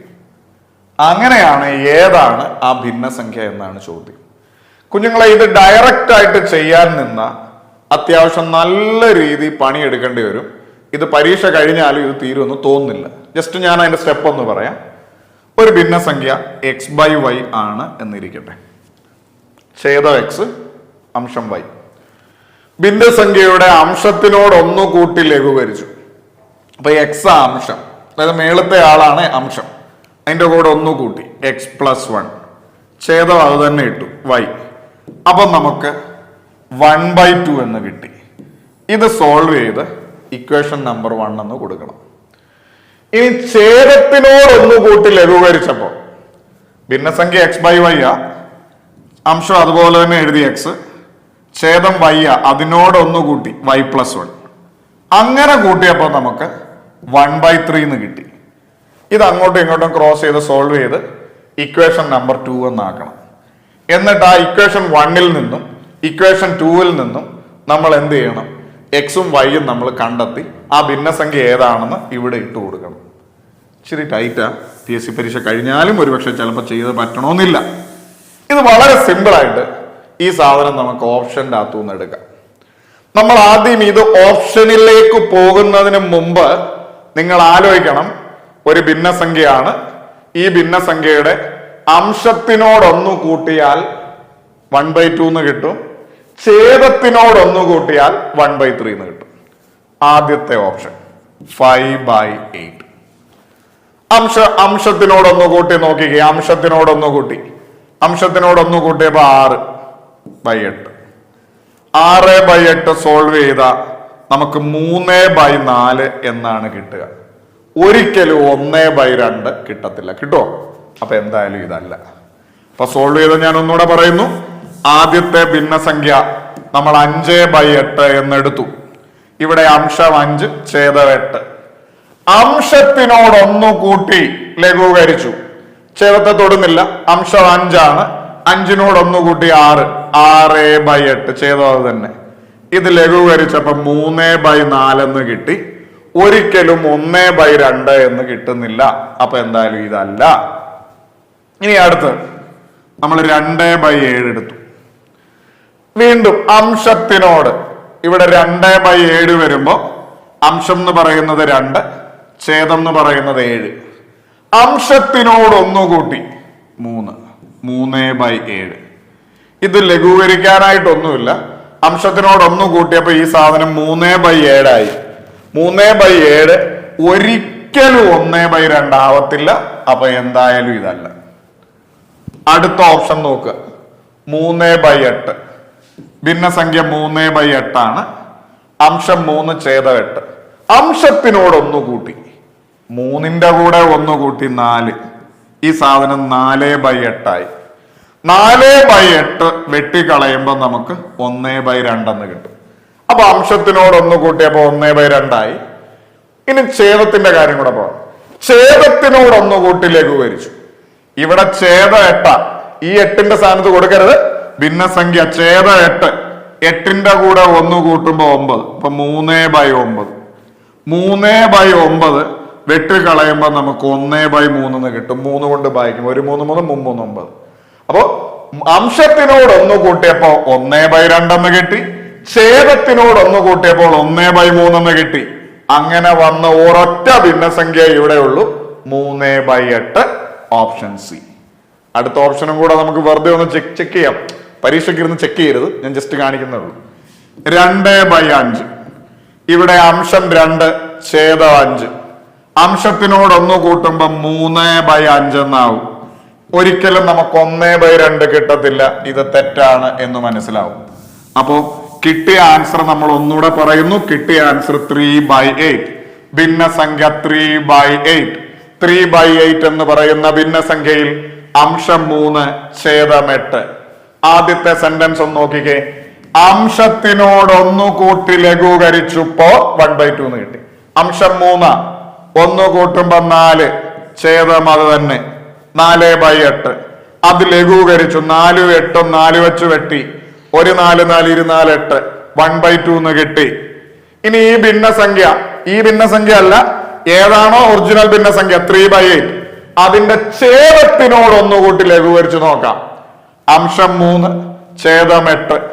അംശം അത് തന്നെ 3, ഛേദം 8 ആണ്. അതിന്റെ കൂടെ 1 കൂട്ടുമ്പോ 9. 3/9. ഒന്ന് ലഘൂകരിച്ചു നോക്ക്, ചെറുതാക്കി നോക്ക്. 3 9 3 വെച്ച് വെട്ടിയാൽ 1 3 3 3 9 1/3. അപ്പൊ അംശത്തിനോടൊന്നു കൂട്ടിയാൽ 1/2 കിട്ടും. ഛേദത്തിനോടൊന്നു കൂട്ടിയാൽ 1/9 കിട്ടും. അങ്ങനെയുള്ള ഭിന്നസംഖ്യ 3/8 ആണ്. ഓപ്ഷൻ സി ആണ് സെറ്റ്. ഇന്നത്തെ ക്ലാസ്സിൽ നമ്മൾ പറഞ്ഞ കാര്യങ്ങൾ, പഠിച്ച കാര്യങ്ങൾ കൃത്യമായി മനസ്സിലാക്കി എന്ന് കരുതുന്നു. കൃത്യമായി നോട്ടിലൊക്കെ ആക്കി വെച്ചിട്ടുണ്ട് എന്ന് തന്നെ വിശ്വസിക്കുന്നു. ഇതേപോലെ മറ്റൊരു ക്ലാസ്സിൽ വേഗം കാണാമെന്ന പ്രതീക്ഷയോടെ നിർത്തുന്നു. സൈനിങ് ഓഫ്, നിങ്ങളുടെ സ്വന്തം ജിർ.